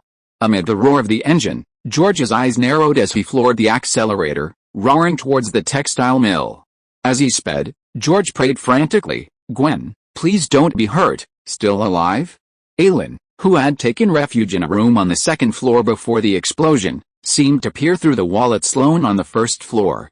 Sloane's aura was no longer as strong and dazzling as it had been when he'd gazed at the study. It seemed even fainter, yet it remained steadfast. However, the aura flowing through his right leg had been forcibly severed by an external force. Judging by the condition, even if Sloane's leg wasn't completely destroyed, it was likely not far off. What a tough life, but if his leg was injured, he'd be a sitting duck. Ailin said, pulling out all the high-explosive grenades he'd hidden in various pockets of his body. Speaking of which, these high-explosive grenades were acquired with great difficulty by Ailin, who had looted Mr. X's personal armory. He hadn't expected them to be used up after just one battle. Mr. X's treasured 3 boxes of high-explosive grenades were nearly empty. They were being used up so quickly. Grenades were becoming a frequently consumed item for Ailin. Of course, despite their rapid depletion, Ailin felt they were indeed quite useful. Even Sloane, who was clearly in a state of distress and had even outmatched the old man with his strength, was severely damaged by a barrage of high-explosive grenade fire. The human-faced spider and little Abbott that Ailin had encountered earlier had also been killed by high-explosive grenades.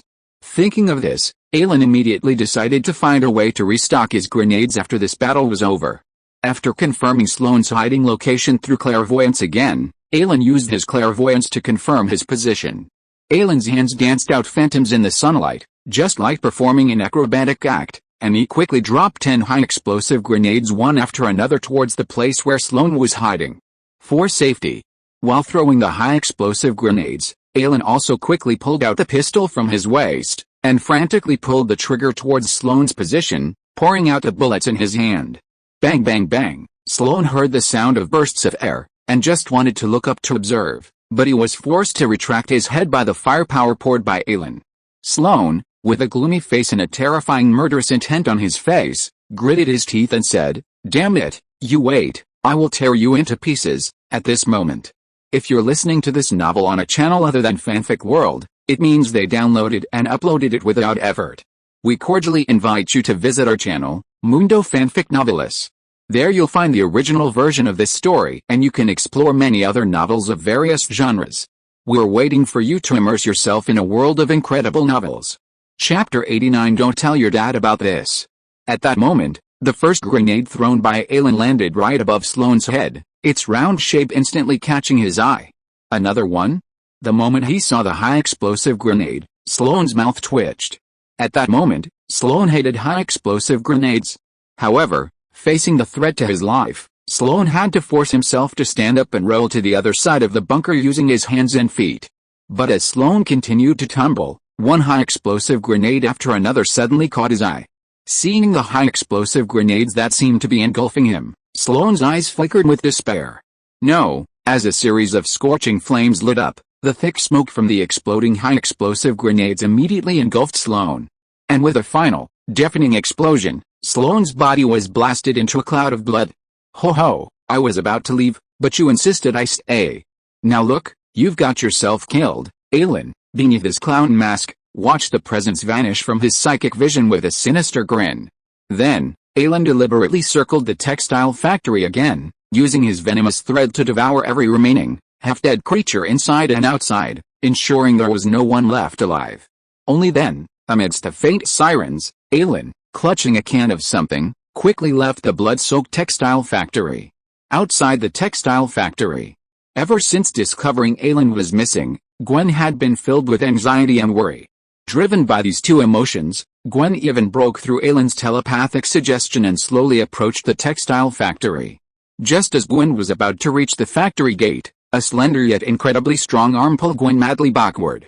Gwen, startled by the sudden arrival of her arm, was about to scream when Ailin covered her mouth with his other hand. After practically half-dragging, half-carrying Gwen for dozens of meters, and entering their previous hiding place, Ailin released his hand from Gwen's mouth and whispered to her, "Are you trying to kill yourself? Why did you have to go there? Didn't I tell you to stay hidden and not leave?" Upon realizing it was Ailin who had grabbed her, Gwen, nearly terrified, said angrily, I was worried about you. Who made you disappear so suddenly? If I wasn't worried about you, I wouldn't have gone anywhere. Ailin rolled his eyes. Thank you so much. After finally escaping the partially collapsed secret passage and completely burying it with the explosives he had prepared, Ailin, removing his clown mask and returning to his original attire, saw that Gwen had actually broken through the mental suggestion he had set for her and was tiptoeing towards the entrance of the textile factory. Is it possible for Gwen to see what's inside the textile factory? Ailin, who had just emerged, put down the jar in his hand, quickly stepped forward, grabbed Gwen, and ran back. By the way, don't change the subject.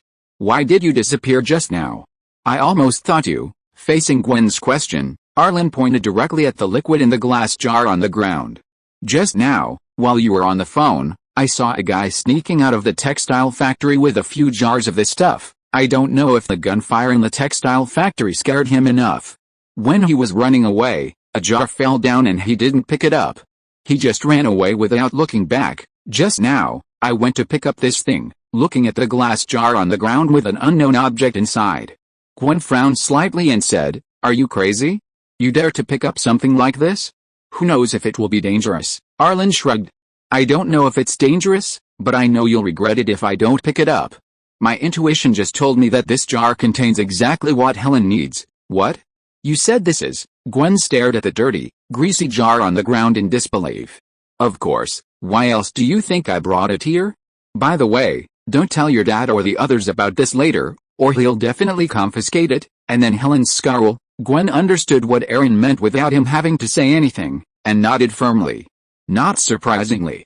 The first police station to arrive at a textile mill were George, who had arrived with his 13th precinct officers after receiving his daughter's call. George, who had rushed to the scene, immediately checked on his daughter. He breathed a sigh of relief when he saw that Gwen and Ailin were unharmed.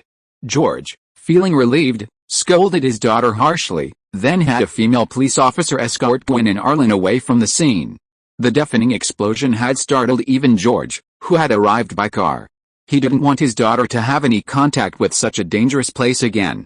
Outside the textile factory, the NYPD, looking at the dilapidated factory before them, which looked like it had just experienced a small-scale war, drew their weapons and stood ready. George, the SWAT team is here, Winnie, wearing a bulletproof vest and a special bulletproof helmet, said as he saw an armored vehicle with the NYPD logo approach. George nodded and said to the surrounding officers, the criminals we're dealing with are very dangerous. Please be cautious in your next move. Understood, Roger. Led by the heavily armed SWAT team, 12 officers, holding a row of bulletproof shields, quickly advanced towards the textile factory. However, once they were safely inside, they encountered no expected attack. Instead, the scene they encountered upon entering the textile factory was a profound shock. At that moment, the factory was awash with corpses, blood flowing like a river. Lying in a chaotic mess, the entire floor was covered in corpses, both human and rat, and the flowing blood had practically formed a stream. The overwhelming smell of blood was nauseating. Third update, mission completed. Chapter 90. The trouble has just begun. Seeing the bloody mess that threatened to turn into a stream, several inexperienced police officers, unable to suppress the nausea that surged through their chests and abdomens, retched several times. The scene inside the textile factory had strained the officers' nerves to the limit. With just one glance, they realized the sheer viciousness of the thugs they were about to face. After taking a deep breath, George, who was in charge of the frontline operations, spoke in a firm voice. Special Forces, led the frontal assault. Understood, Winnie, you lead a team to the left, I'll lead the right. Understood. After a few gestures, George slowly advanced to the right. The Special Forces captain, leading the team, and Winnie, another detective from the 13th precinct, also led their men in their respective directions. But whether it was George, Winnie, or the Special Forces team transferred from the New York City Department of Police, all they encountered was a floor full of corpses and nothing else. The textile factory seemed eerily quiet for a moment. The three teams reunited in the largest building of the textile factory. Have you found any survivors? No. George's eyes darkened with solemnity after receiving the same answer from both Case and the Special Forces captain. After a glance, the three teams reorganized into their original formation and advanced towards the remaining section of the textile factory. 10 minutes later, Aside from bodies scattered across the ground and the wreckage of various textile machines, the police found no survivors or any signs of danger. Then, a large number of police officers from the police station began to arrive. Not a single survivor, even George, a veteran of many events, fell silent at the sight of the bodies strewn across the textile factory floor. Clearly, they were too late. Perhaps the thugs, who had treated the entire textile factory like a battlefield, had already fled before they arrived. George's face darkened at the thought. People lay dead, and the murderer had escaped. How could the police, who hadn't even seen a trace of the killer, explain themselves to the public? If the results of this incident were known to those loudmouth newspapers, George could almost imagine the condemnation the entire NYPD would receive. Just then, Winnie suddenly came running over, clutching a black plastic bag.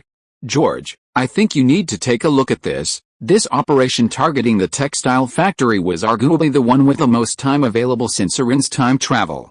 While it was unclear how old Sloan had suddenly acquired such power, the possibility of the cross being destroyed by the textile factory explosion had long been a part of Ailин's divination. No one knew how many divinations a diviner, given ample time, would perform to ensure their safety, no, rather, the success of their mission. In such a situation, Ailin certainly had more than just one plan. He even considered how to best prepare George for the aftermath of this operation. This bag contained Mr. X's hit list of political and business elites, even powerful figures, as well as clear evidence of their crimes. Of course, this was in addition to the evidence Ailin had already prepared, including evidence of crimes Mr. X had handled. While cleaning up the battlefield, Ailin had stuffed some newly recovered evidence concerning the textile mill's crimes, as well as evidence of Sloan's collusion with certain New York City Council members, into a bag. Regardless of whether Ailin ultimately fought Sloan or Cross, these items would eventually find their way into George's hands through various channels. Consider it as reward to George. After all, if Ailin managed to escape with a loom of destiny and the special medicinal wax formula, would George be the one to clean up the mess at the mill? If George didn't offer some benefits to deal with the likes of Sloan and Cross, he might end up being used as a scapegoat by the NYPD. Besides, Ailin's possession of the incriminating evidence was pointless. Rather than keeping it, it was better to give it to George to avoid being fired from the NYPD. "What's this?" George asked casually after accepting the bag from Winnie. Winnie smiled wryly and shook his head. "You'll know when you see it." So mysterious, George glanced at Winnie. The first thing he saw after opening the bag was a joker card, a familiar poker card. His gaze lingered on it for a second before shifting to the pile of books in the bag. He randomly pulled out a booklet that looked like an account book. He picked it up and flipped it open. Wow! George's expression changed after just flipping a page. 10 minutes later, George reappeared in front of Gwen and Ailin. "Dad," seeing George approaching from afar, Gwen's worry faded, and she rushed forward to hug George. Seeing George personally lead his men into that dangerous textile factory had left her heart in her throat. At that moment, she finally understood why Ailin had been so angry every time he went on a mission since George's promotion to branch director. Nonsense. After finally waiting for George to be promoted to deputy director, they thought he would no longer be so aggressive. But who knew George would continue to act on his own, still fighting on the front lines? How could Ailin not be worried and angry? "I'm fine, Gwen." After hugging his daughter, George released Gwen and said to her and Ailin, "Someone might come to take your statements and ask you to describe the scene." Ailin nodded, "Of course." George hummed, then looked at Gwen, his eyes gradually becoming stern. "Gwen, I hope you can give me a satisfactory answer when we go home tonight. Tell me why you were in such a dangerous place." Gwen stuck out her tongue. She didn't dare tell George that she and Ailin were here to find a way to remove the scar on Ailin's leg from the textile factory. Gwen was sure of it. If she dared to say that, George would definitely tell Ailin, and then she might be facing a grounding order like never before. After giving them a few more instructions, George turned around and went back. For Ailin, the textile mill matter was over, but for George, the long list of troubles that were giving him a headache had just begun. Chapter 91: The Rise of George. Not to mention the bloody mess at the textile factory that required them to deal with. George needed to quickly address the bag of account books and evidence recovered from the eerie room containing the 6 mummified corpses. The evidence was fine. It detailed the targets, times, and locations of the assassinations. With this evidence, the NYPD's previously unsolved backlog of old, unsolved murder cases could be quickly closed. But the contents of those account books were a real headache for George. Apart from anything else, the name listed in the latest transaction in the account book alone weighed heavily on George's heart, as it belonged to a high-ranking NYPD official. Someone even held a higher position than George. But it wasn't surprising.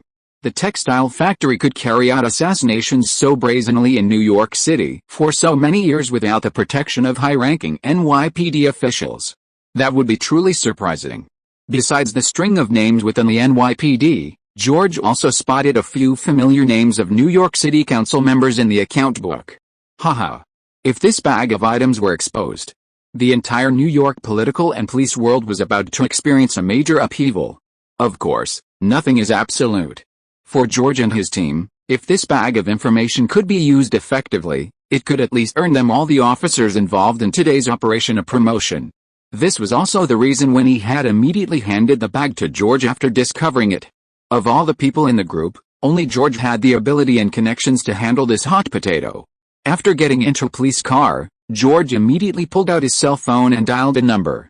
"Chief, George, I've already made the call for you. Mr. Robert will be waiting for us at the Secret Garden Club in Queens.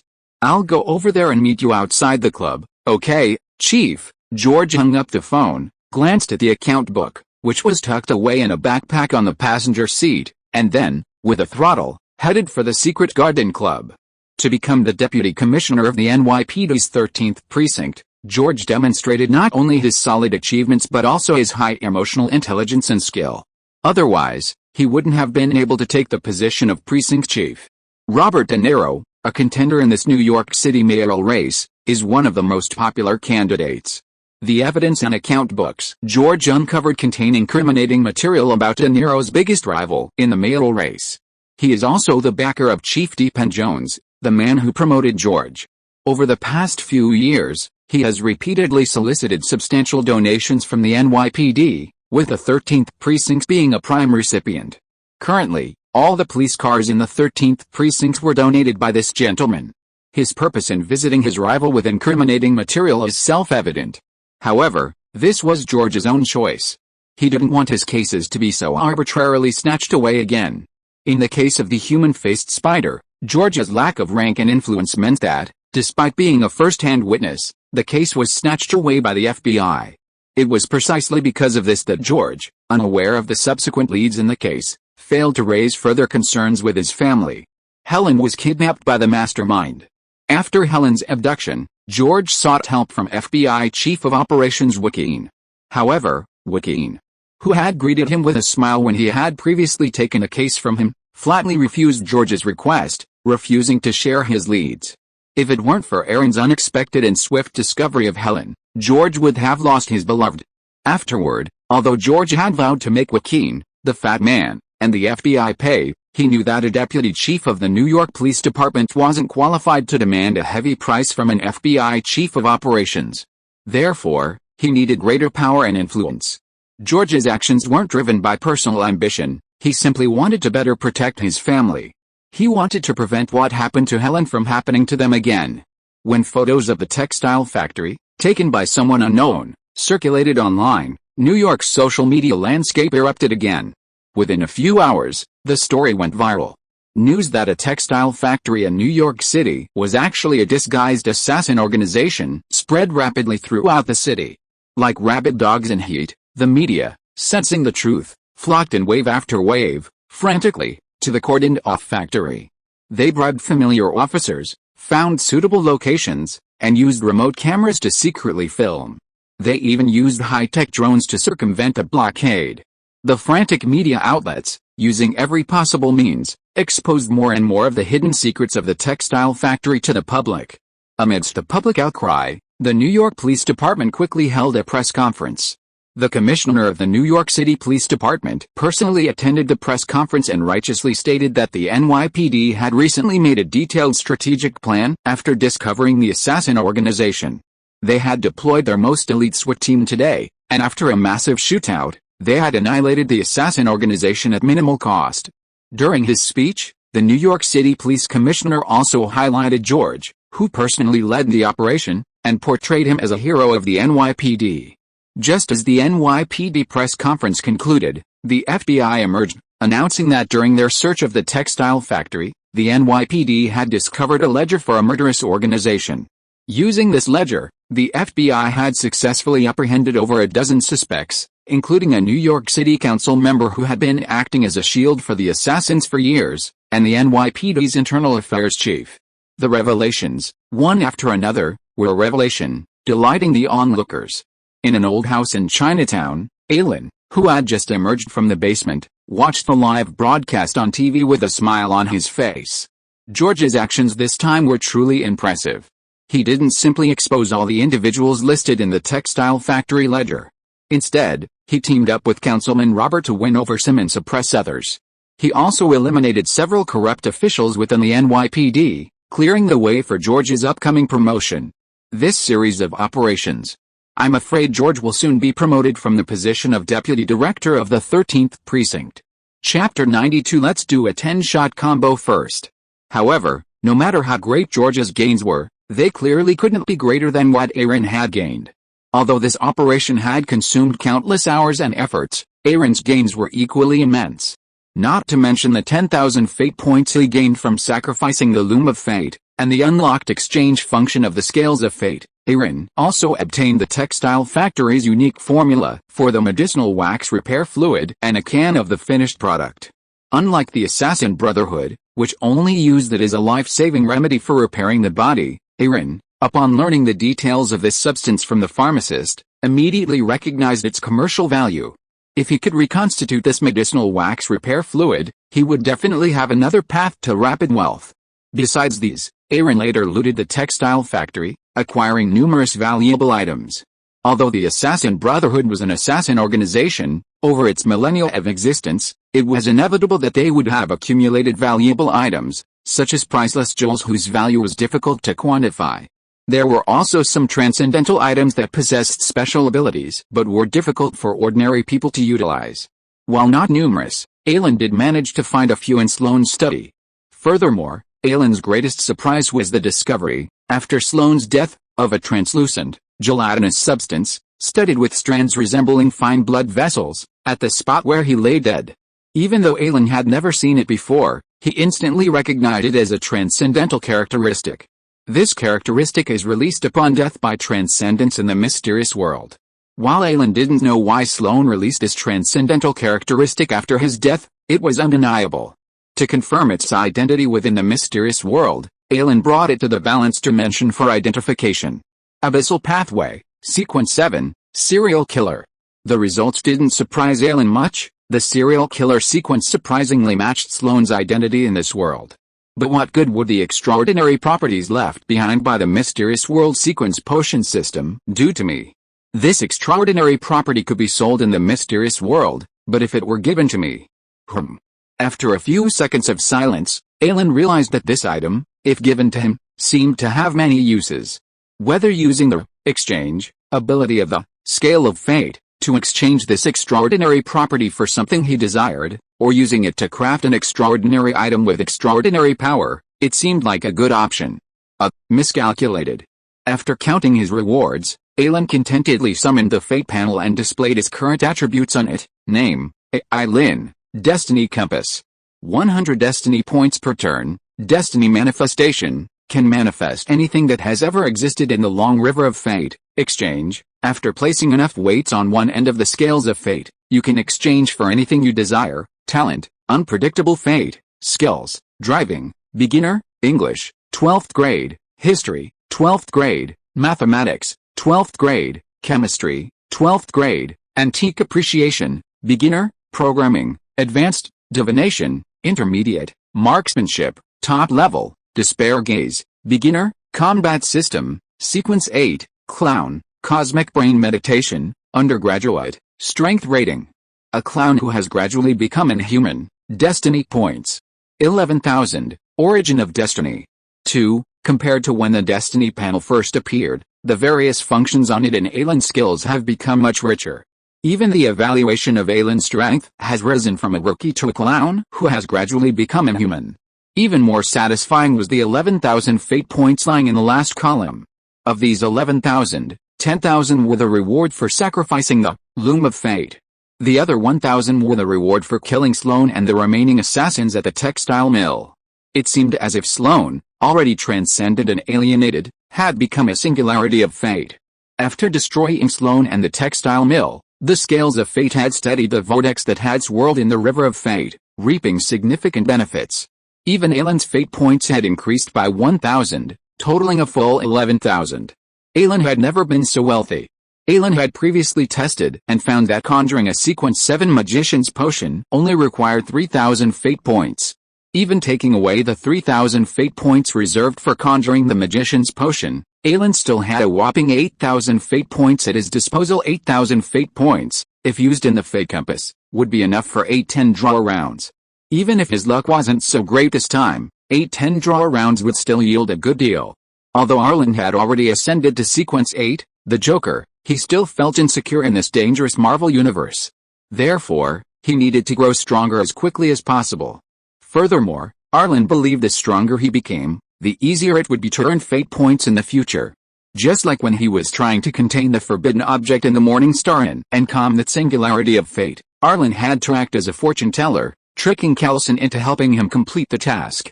But now, Ailin could complete the containment of the Morning Star Inn on his own. Appropriate investment is never a waste of money, it's meant to yield better returns. If Ailin hadn't won the Joker potion last time and had been promoted before the final battle at the textile mill, would he have been able to easily defeat Cross and Sloane and earn 11,000 fate points this time? It was like playing a game. If you don't first purchase some equipment and strengthen yourself, how can you effectively defeat monsters and level up? Therefore, rational consumption is essential. And for Ailin, using the Fate Compass lottery is undoubtedly the most cost-effective method. With this in mind, Ailin summoned the Scales of Fate Phantom and performed a 10-draw streak, testing his luck for the day. The next moment, the enormous Fate Compass Phantom began to spin rapidly around Ailin. A moment later, the Fate Compass Phantom dissipated, revealing 10 balls of light before Ailin, 1 blue, 2 green, and 7 white. No purple? Although he knew that getting a purple item in his last 10-draw streak was pure luck, Ailin couldn't help but harbor a fantasy at the start of this one. However, reality quickly shattered Ailin's illusions. Forget the purple ball of light. There wasn't even a single blue ball of light this time, and the quality of the prize wasn't even as good as the 3-draw streak. Damn. This is unlucky. Ailin, looking somewhat depressed, sighed and reached out to the single blue ball of light, determined to see what he had drawn this time. Even if he died, he wanted to know the truth. A second later, when his right hand touched a blue ball of light and obtained information about the item within, his expression suddenly changed. Chapter 93 The Shadow over Destiny. Ding. Congratulations to the host for obtaining the Magician Potion from the Sequence Potions. He had materialized a Magician Potion that required 3,000 fate points, and he'd pulled it out in a single 10-draw streak? Not to mention the other 9 prizes he'd received from the 10-draw streak. Just this one Magician Potion alone had made Ailin a huge winner. But, looking at the Magician Potion before him, Ailin couldn't feel happy at all. Instead, his expression quickly darkened. If the first time was a fluke, the second a coincidence, then would the third be a coincidence? After becoming a Seer, in his first 10-draw streak, he'd drawn the Joker Fate, worth 2,000 fate points, and the purple, Cosmic Brain Meditation method. At the time, he'd secretly congratulated himself on his luck. After all, not to mention the inestimable value of the Cosmic Brain Meditation method, even among the countless millions of prizes in the Destiny Compass, winning the successor to the Seer's Potion was a truly remarkable feat. It was a truly incredible thing. At the time, I'd thought it was just a stroke of luck. But now, it seemed more complicated than it actually was. Now, after becoming the Joker, in his first 10-draw streak, he'd been incredibly lucky and drawn the Magician Potion, essential for the Joker's subsequent upgrades. Was this all just a coincidence? Even the Fortune Teller Potion he'd drawn in his first draw felt strangely amiss. Fate's gift. For some reason, the phrase behind the 100 fate points awarded by the Scales of Fate when he first saw the fate panel suddenly flashed through his mind. Do all fate's gifts have a price tag already? Muttering to himself, he felt as if a vast shadow loomed over his fate, constantly manipulating it through an invisible hand. The feeling of powerlessness and deep unease was like a bucket of cold water, instantly extinguishing the pride that had grown from his divinations and his plans to destroy the assassin organization at the textile factory. Even your own fate could be in the hands of others, a pathetic being manipulated at will. How could you possibly be so proud? Of course, all of this was just Ailin's speculation. Or maybe he was overthinking it. Who knew that he'd managed to draw the magician potion so easily? Was it just a stroke of luck from the scales of fate?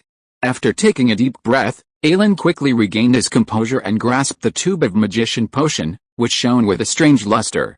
He then opened the remaining 9 light balls from this 10 draw streak, 2 green and 7 white.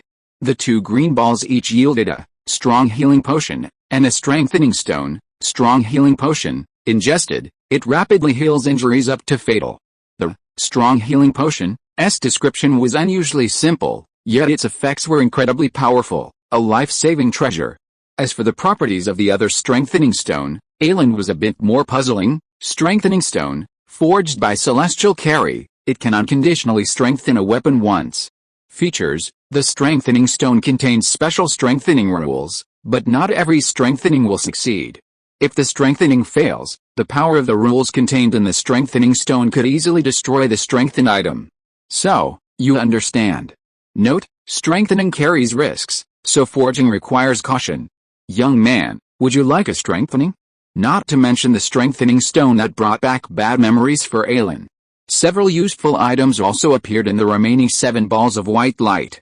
Eggshell Grenade X1 Horror Doll X1 Smith & Wesson M500 Pistol X1 Dark Cuisine Collection X1 Stink Bomb X1 Potent Hallucinogen X1 Lollipop X1. Aside from the Lollipop and Dark Cuisine Collection, the remaining Eggshell Grenade, Smith & Wesson M500 Pistol, Stink Bomb, and Potent Hallucinogen are all good items. As for the Horror Doll, well, besides looking scary, Ailin didn't find anything special about it. After counting the prizes from this round of 10 consecutive draws, Ailin looked at the giant scales hovering above the river of fate, his eyes flickering. After drawing the magician potion, Ailin suddenly wanted to spend his remaining 10,000 fate points in a different way. Ailin didn't continue drawing, but instead took the serial killer Beyonder characteristic left by Sloane and went directly to the scales of fate.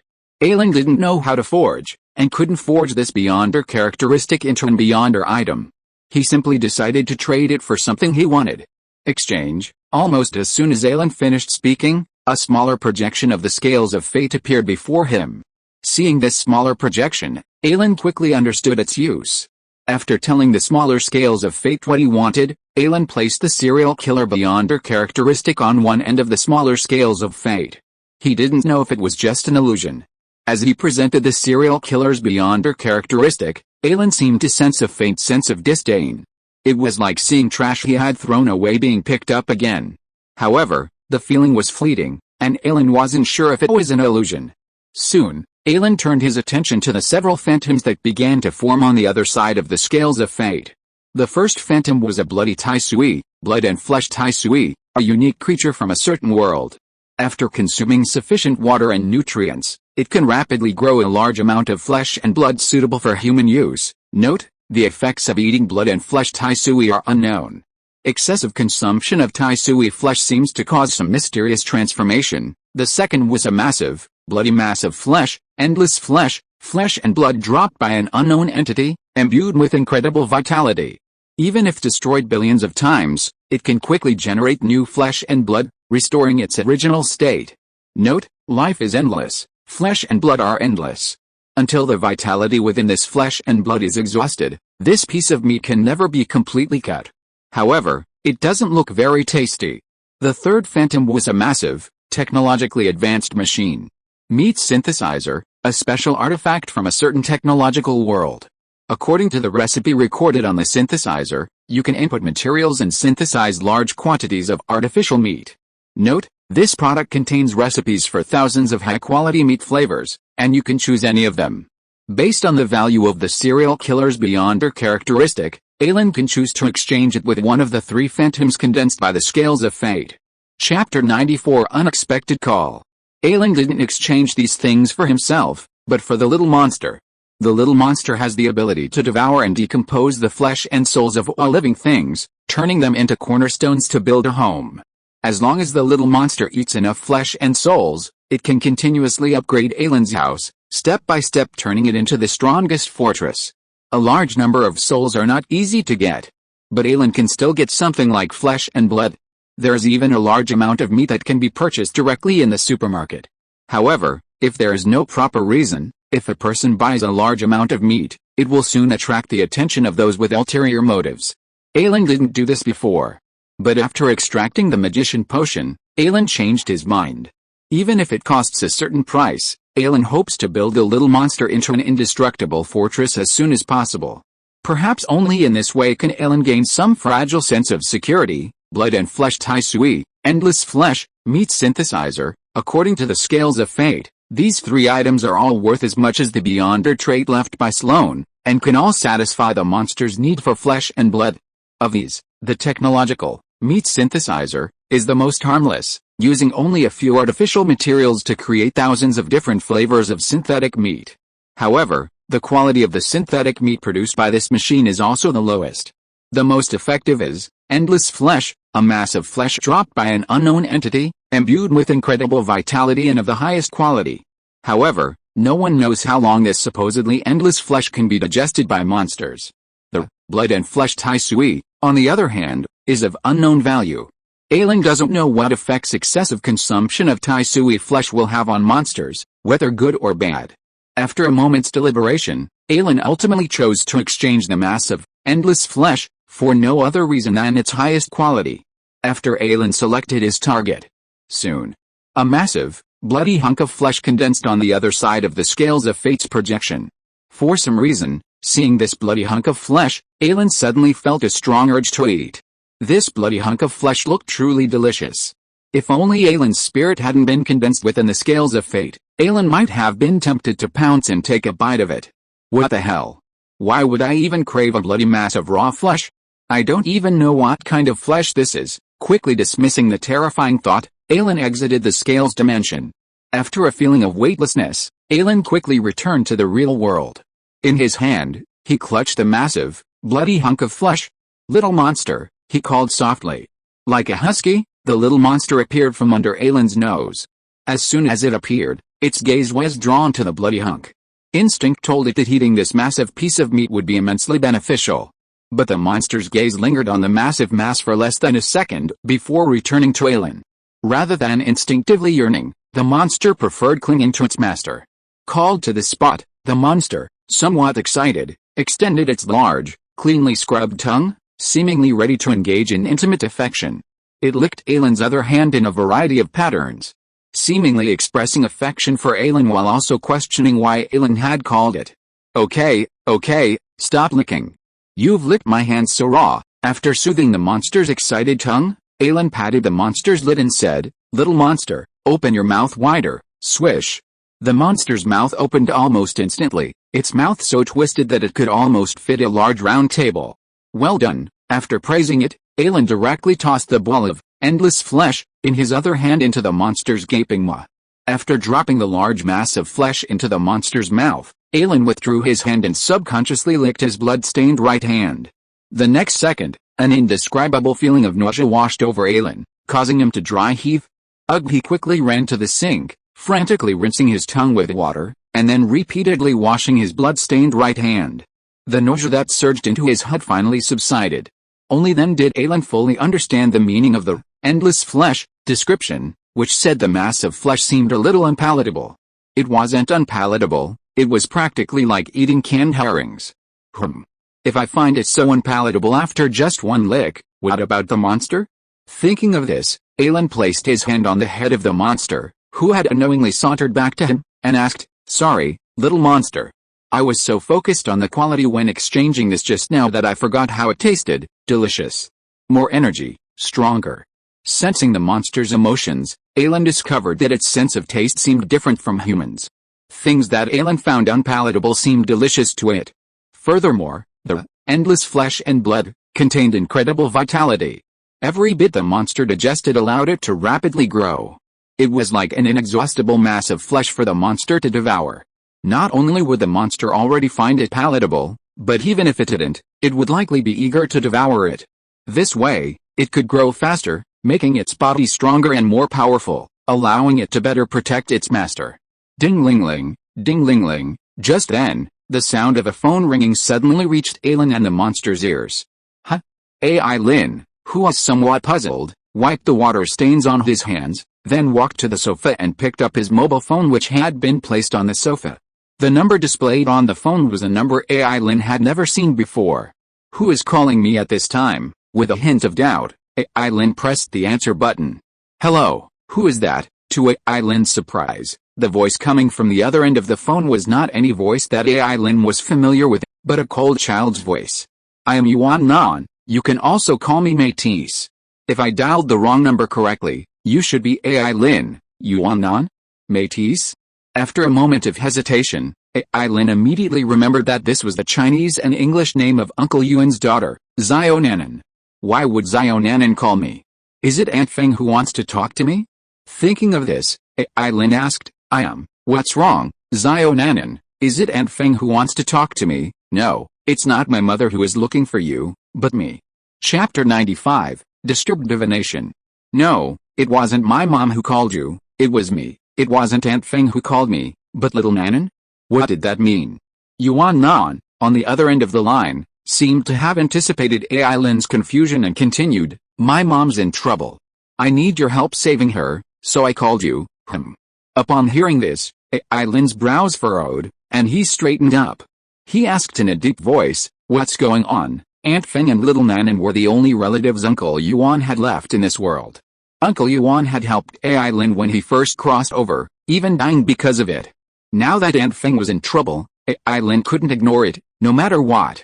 I once promised my mother that no matter how busy she was at work, she would be home before 10 p.m. It's past 10 p.m. now, and I've called her, but no one's answering, and she was supposed to be home by 6 p.m. today to have dinner with me. In just a few words, Yuan Nan revealed several key pieces of information. Knowing Aunt Feng well, Ailin knew she wouldn't leave her daughter alone from 6 to 10 without a phone call. Thinking of this, Ailin immediately asked, do you know Aunt Feng's work address? My mom didn't tell me, but I know where it is. Pick me up at the apartment and I'll take you there. Ailin, on the other end of the line, immediately declined. That's a waste of time. Just tell me Aunt Feng's address and I'll go straight there. That'll save time. After all, if Aunt Feng is truly in trouble, the sooner we find her, the safer she'll be. Even aside from the time savings, Ailin didn't want to bring her daughter along. If something truly happened to Aunt Feng, bringing her along would only be an extra burden. Ailin didn't have the heart to comfort a little girl while saving someone. But as soon as he finished speaking, the little girl on the other end of the line said stubbornly, no, I have to go. Why? No one can find my mom except me, and I don't trust you. Mom is my only family, and I have to go and save her myself. If you still have any feelings for my late father, come pick me up at the apartment. Without giving Ailin a chance to speak, Yuan Nan hung up. When Ailin called back, he found that the phone was turned off. A headache immediately struck Ailin. What a brat. But despite the headache, Ailin finally decided to go to Aunt Feng's apartment to pick up the little girl. It wasn't that Ailin was afraid he wouldn't be able to find Aunt Feng, but he was worried that if he didn't care about the little girl, she would go find Aunt Feng on her own. If Ailin found Aunt Feng, but the little girl was missing, Ailin would be in a real pickle. After stuffing the eggshell grenade and stink bomb into his pockets, Ailin pulled out his extravagant M500 pistol and quickly left the room. After waiting for a while at a Chinatown intersection, Ailin hailed a late-night taxi and sped toward Aunt Feng's apartment. Arriving at the apartment, Ailin offered the driver $100 and quickly persuaded him to wait a little longer. However, as Ailin got out of the car, he saw a little girl in a white dress, dressed like a porcelain doll, approaching him quickly. Her delicate features bore a faint resemblance to Aunt Feng. Ailin immediately recognized this delicate girl as the naughty little girl he'd been looking for. Little Nanan, Ailin asked tentatively as she approached. Little Nanan nodded and said to Ailin, let's go. With that, she opened the door of the taxi behind Ailin and climbed into the back seat. Okay. Seeing this, Ailin had no choice but to get back in. By the time Ailin closed the car door, Xiao Nanan had already given the driver the address. As Ailin settled in, the driver gave him a questioning look. After all, compared to the porcelain-like little girl in the back seat, Ailin was the one paying the bill. Seeing Ailin's resigned nod, the driver stepped on the accelerator and sped off. Only then did Ailin finally turn to Xionanan and ask, "Xionanan, do you really know where Aunt Feng is?" On the way here, concerned for Aunt Feng's safety, Ailin had used divination to determine her location. His promotion to clown had significantly enhanced his divination skills. He could now divine a person's approximate location even without their personal belongings. However, when it came to Aunt Feng's location, Ailin's divination failed. It seemed as if a mysterious force was constantly interfering with Ailin's predictions, preventing him from accurately determining Aunt Feng's location. After the divination was interrupted, Ailin immediately realized that something was amiss. But what puzzled Ailin was that Aunt Feng's daughter, Xionanan, seemed remarkably certain of Aunt Feng's whereabouts. "Don't call me Xionanan. I'm not a child anymore. You can call me Métis. That's the name Mom gave me." After retorting, Xionanan replied, "Although Mom never told me her work address, I've seen it on the invoices she occasionally takes when she returns from taxis. Plus, she sometimes talks about work on the phone, and with those new work uniforms she's recently acquired, I can guess where she works if I pay a little attention." Ailin, listening nearby, looked at Xionanan with a strange look. Xionanan's description wasn't difficult, but who would pay such close attention, especially when she was only 7 or 8 years old? Her discoveries were definitely more complicated than she made them out to be. Meanwhile, inside a large building, Feng Qingwu, wearing a silk nightgown, had her eyes slightly closed, her fair and delicate legs exposed, and she was gently caressing them between several layers of quilts.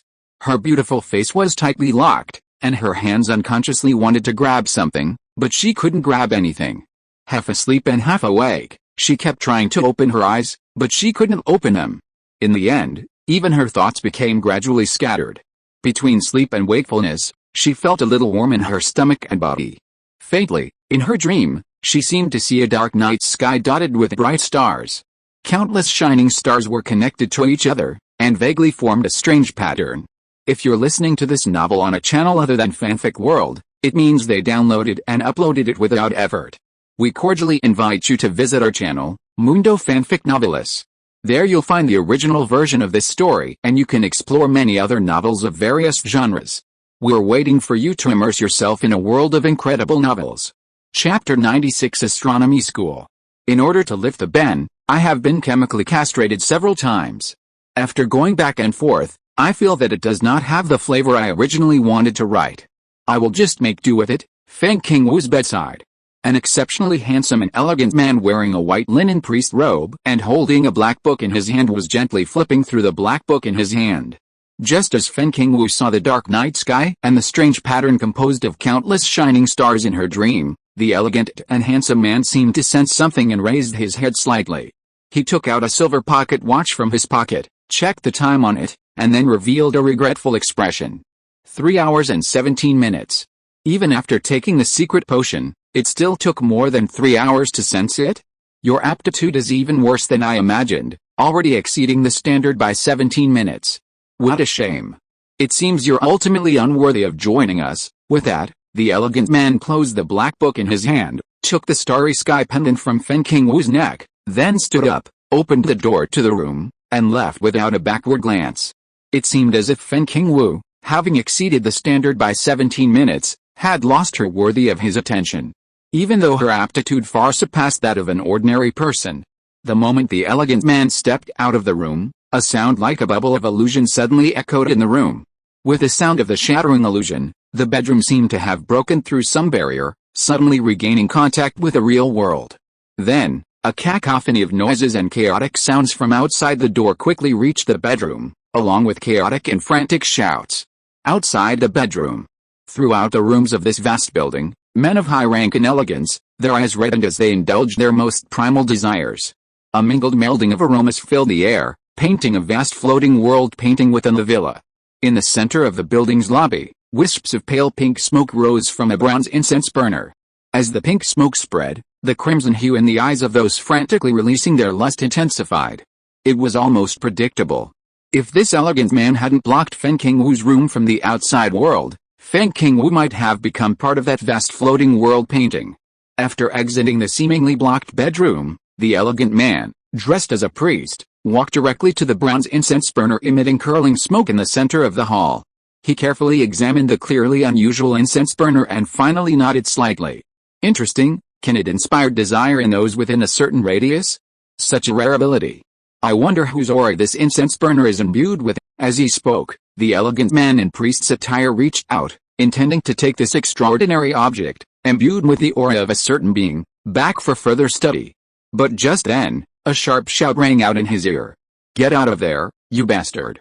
This isn't the place for you. Just as the elegant man in priest's attire approached the incense burner, attempting to take it away, the villa's owner, who had also organized a party, seemed provoked. He pushed aside the young woman beside him and rushed over from a distance. As if to express his anger, or perhaps to increase his intimidation, as he charged towards the elegant man, the middle-aged man in a black robe, his temples graying and his head slightly reflective, pulled out a sinister-looking shotgun from a corner of the villa and pointed it at the elegant man, whose back was turned. How, ants should have the same awareness as ants.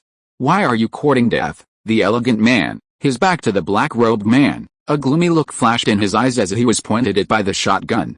A second later, the elegant man vanished from the incense burner. Before the black-robed man could react, he reappeared behind him. He raised a black leather book high in his hand and swung it down fiercely, striking the black-robed man's balding, shiny forehead with a thud. Bang! Almost instantly, the black-robed man's forehead was dented by the seemingly heavy black book. The blood that splattered stained the black book and the elegant man's white linen robe red. But the elegant man showed no sign of stopping. 1 blow, 2 blows, 3 blows. Only after completely smashing the black-robed man's head, his white robe stained with blood and an unknown dark red liquid, did the elegant man, expressionless, pick up the sleeve of his robe and elegantly wipe the blood-stained black book from his hand. Meanwhile, as the elegant man was brutally crushing the black-robed man to death, the young woman he had pushed away, as well as his expensively hired bodyguards, had already collapsed in a pool of blood. As for the guests invited by the black-robed man, under the influence of the pale pink smoke, they were indulged in their usually suppressed desires in various rooms of the villa. They had no idea that the organizer of the astronomy school and his sturdy bodyguards were already lying in a pool of blood. Of course, it's also possible that even if they knew, they wouldn't care. How, glancing disdainfully at this place dominated by desire, the elegant man, his body stained with blood, raised his hands and lifted the weighty incense burner in the hall. Then, he left the building with impeccable speed. After leaving the hall, the elegant man placed the incense burner in the back seat of a black sedan and drove away. In his eyes, without the incense burner, the celestial skull was worthless. Even Fen Qingwu, whose spirituality far surpassed that of an ordinary person and who had made him wait for over 3 hours, was no different. The elegant man, driving the black sedan, had just left the building when he suddenly spotted a yellow taxi, its lights flashing, speeding towards him on the road nearby. The white-robed priest, who had previously paid little attention to the taxi, suddenly seemed to sense something and instinctively looked up at the taxi on the opposite side. And inside that taxi. At this moment, Ailin just raised his head and looked out the window. Chapter 97 Instructions. Almost simultaneously, the two people passing each other let out a soft hum. Interesting. I hope you don't die so easily later. Inside the black car, the elegant man watched the taxi disappear in the rearview mirror, his lips curled slightly, as if he had discovered a very interesting toy. In the taxi, Ailin couldn't help but glance back at the black car speeding away in the opposite direction. As Ailin and the man in the car locked eyes through the car window, his spirit surged wildly, as if foreshadowing something. What's going on? Why did that guy just now give me such an uneasy feeling? It felt like, one day, he'd become my enemy. A fortune teller's sudden premonitions are never groundless. Realizing that something was amiss with that guy, Ailin instinctively took out his tools and began to divine. But this time, Ailin's divination, like the one he'd performed for Aunt Feng before, seemed to be interfered with by some unknown source. It failed.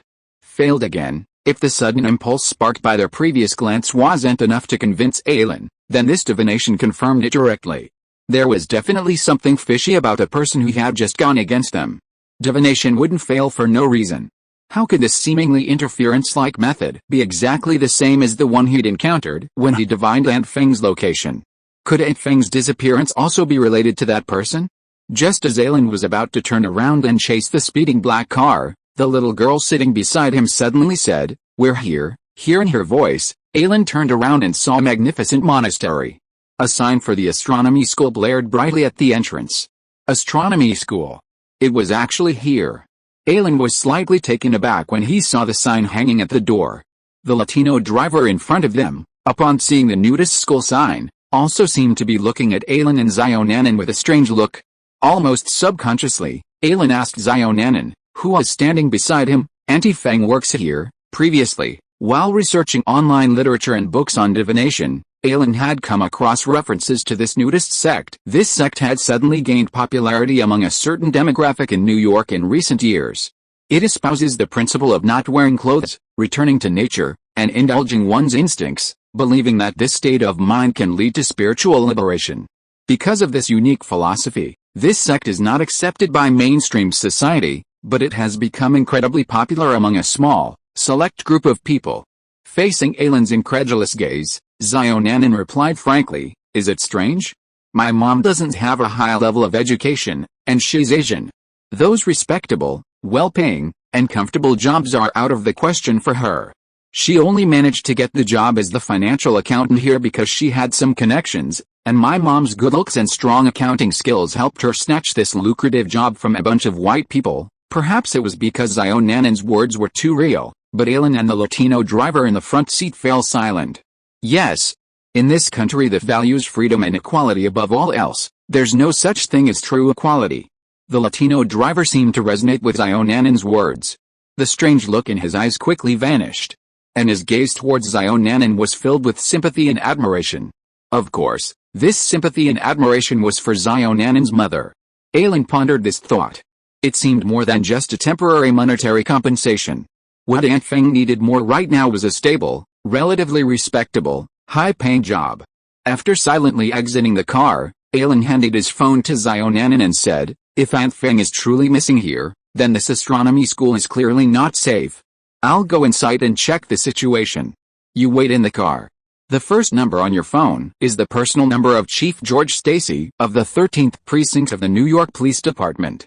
If I'm not out in half an hour, call him and he'll send someone." Suddenly remembering the two inexplicable divination malfunctions today, Ailin paused and fiddled with the phone he'd handed to Xionanin. He slid the screen to a new number and instructed, "If Chief George comes and can't resolve this, then call this number." "This is Tony Stark's personal number." Ailin's second call to Xionanin was the same personal number Tony Stark had left behind. After giving Xionanin his instructions, Ailin repeated his instructions. Ailin's eyes suddenly darkened.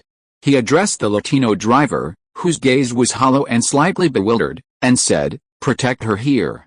If anything goes wrong, drive away immediately." "Got it." Yes. While instructing Xionanin, Ailin had already employed several hypnotic techniques from the Great Seal of the Mind, using eye contact, voice, and other media to hypnotize the Latino driver. Without this safeguard, Ailin wouldn't have dared to leave such a delicate little girl like Xionanin alone with an unfamiliar Latino man. However, Ailin didn't notice that when she saw the two phone numbers Ailin provided, a hint of surprise flashed in Xionanin's eyes. The personal numbers of the NYPD precinct chief and billionaire Tony Stark.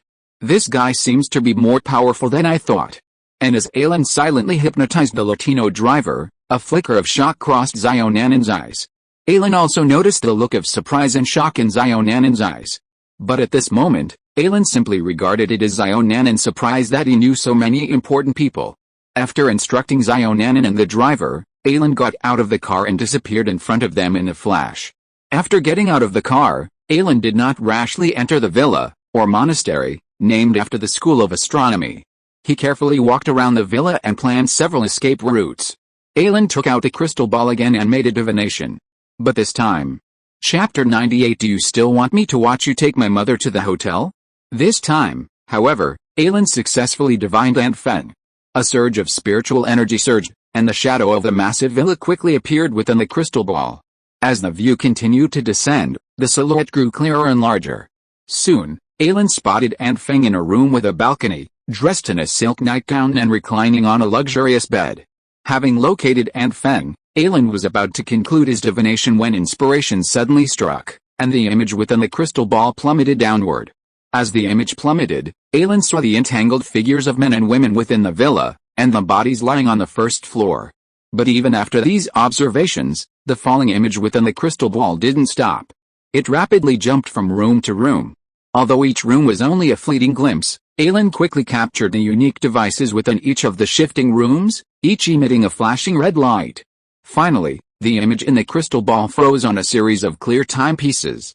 The timepieces display clearly displayed a countdown that was steadily decreasing. 5:37, 5:36. Ailin was stunned for a moment, then, realizing what those timepieces he had just seen were time bombs. And each one was already activated, already counting down. At this point, there were only a little over 5 minutes left before they exploded.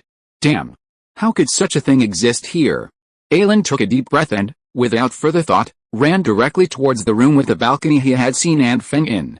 There, in just a few steps, Ailin found the room he was looking for. After a few quick steps, Ailin stomped his foot on the ground and leaped into the air. Using a light pushed from an exposed water pipe in the villa, Ailin landed effortlessly on the balcony. The floor-to-ceiling window on the balcony was not completely closed. Ailin easily entered the room. Upon entering, his first sight was Aunt Feng, lying on the bed. Her cheeks flushed, she lay on the luxurious bed. Her silk nightgown was wide open at the neckline, revealing a seductive expanse of white, with a faint fringe of black lace glimpsed at the edge. Her delicate, fair legs, exposed, gently caressed between layers of quilts, were a slightly erotic sight. The visual impact was instantly striking, but Ailin quickly calmed down. The fleeting allure of the moment was shattered by the thought of the time bombs planted below the villa. He quickly picked up Aunt Feng, whose expression was clearly amiss, and leaped from the open balcony, carrying her from the second floor. As soon as he regained his balance, he saw the little girl, who should have been in the taxi, suddenly appear from the corner of the wall. "Why are you here?" After a reflexive scolding, Ailin didn't give Xiaonanan a chance to explain. He spun around, swung Aunt Feng onto his back, then quickly stepped forward, grabbed Xiaonanan by the collar, and, clutching her, raced out of the villa. Dodging the villa's several security cameras, Ailin and the two of them scurried towards the taxi station. Once outside the villa, Ailin spotted the taxi driver from a distance, anxiously searching inside and outside the car, glancing around as if searching for something. It wasn't until he saw Ailin and the other two running towards him, or, more accurately, the little girl who had suddenly vanished from his car, that he breathed a sigh of relief. She wasn't lost. "Get in the car, start the engine." Even before they arrived, Ailin's instructions had already reached the driver. The driver, without further ado, opened the door, climbed into the cab, and started the car. Ailin, carrying Aunt Feng on his back and little girl in his arms, rushed to the taxi. He opened the door and shoved them both inside, then climbed in himself. "Drive as fast as you can to the nearest hotel." Boom. Almost as soon as Ailin finished speaking, the Latino driver stomped on the accelerator. Amidst the roar of the engine, the yellow taxi barreled forward like a beast released from its cage. The powerful push from behind pinned little girl and the still unconscious Aunt Feng against the seats. Ailin, relying solely on the balance granted by the Joker's potion, maintained his balance. At that moment, Ailin reached out and slapped back a furtive hand, catching something that had fallen from it. A stun gun. After glancing at the object that had fallen into his hand, Ailin turned and coldly glared at the little girl who had just attempted to attack him. He asked coldly, "What do you want to do?" Facing Ailin's question, the little girl's expression was even colder than Ailin's. "An anti-wolf stun gun is, of course, used to stun a pervert. Do I have to wait for you to bring my mother to the hotel and watch you guys do it?" Ailin, already somewhat annoyed that the little girl had used the stun gun on him, was taken aback by this. Then, looking at Aunt Feng, who was being carried to the car with her clothes slightly disheveled, Ailin's forehead flushed with anger. Ailin, with a frown on his face, said unhappily, "What are you thinking about?" Little Nanan sneered, "You can't wait to take my mother to the nearest hotel." "What do you think I'm thinking about, idiot?" After cursing angrily, Ailin explained, "Something happened in that villa just now before we arrived. Not only were there several bodies on the first floor, but there were also countless time bombs planted in the basement of the villa. In a few minutes, those bombs will explode. I'm taking you to the hotel now to create an alibi. Otherwise, do you want to wait until the villa explodes and we happen to have arrived there before the explosion, but we don't have an alibi and become the police's primary suspect?" Chapter 99 Intimate Service. Corpse. Bomb. Police. Alibi. The series of things Ailin said made Xionanen's cold face freeze. After getting rid of the guard of the driver left by Ailin, Ailin jumped down from the second-floor balcony, holding Aunt Feng before Xionanen ran into the villa. Therefore, Xionanen had no idea what happened in the villa. Until Ailin finished speaking, she knew that so many things had happened in the villa at the astronomy school. No wonder Ailin left there in a hurry as soon as he rescued his mother. Nonsense. If there was a bomb, why didn't he leave quickly? Would he stay there and wait for the bomb to explode and be blown to ashes together? After realizing that she had misunderstood Ailin, a trace of embarrassment flashed across Xionanen's face. She shook her head, then apologized solemnly to Ailin. "I'm sorry, I thought you wanted—" "What do you want?" "Could I be tempted by Aunt Feng?" Ailin interrupted before Xionanen could finish. Yet, Xionanen didn't seem embarrassed at all. Instead, she nodded seriously and admitted it directly. After admitting it, little Nanen asked in some confusion, "But even so, after we ran to the range where the bomb could not reach, couldn't we just call the police? After all, we are the victims. My mother's current condition must be related to that celestial sect." Ailin shook his head and said, "Yes, we are indeed victims, but in the eyes of some people, isn't it more natural for victims to plant bombs and retaliate against the celestial sect? By the way, when I was rescuing your mother just now, I found a lot of so-called bigwigs in that villa. If all these bigwigs were killed in the explosion, what do you think the New York Police Department will do to us who have motives and suspects of committing the crime under pressure from all sides? Not to mention the reaction of the New York Police Department, just the families of those bigwigs, when they find out that we knew there was a bomb in the villa but did not notify their families in time and rescue them from the explosion. What will they think afterwards? Will they hate us for not saving them and use the energy in their hands to retaliate against us? They don't care about the danger of the impending bomb. They only know that their families died in the explosion, while we didn't. By the way, if you want to know why I didn't save those important people or warn them, you might as well first speculate on what those so-called important people were doing when I arrived, and why your mother was there like this." Ailin pointed at Aunt Feng, who still hadn't regained consciousness, her face still slightly flushed. "Mom." Combining what Ailin had just said with the obvious sign of something being wrong with his mother, the unusually precocious little girl's face suddenly turned cold. She instantly understood the hidden meaning of Ailin's words, and a hint of anger crossed her face. "Those damn guys." Seeing that the little girl seemed to understand his meaning, Ailin nodded secretly. As long as the little girl had escaped the driver's guard and appeared outside the villa, Ailin realized that he had underestimated this delicate girl who looked like a porcelain doll.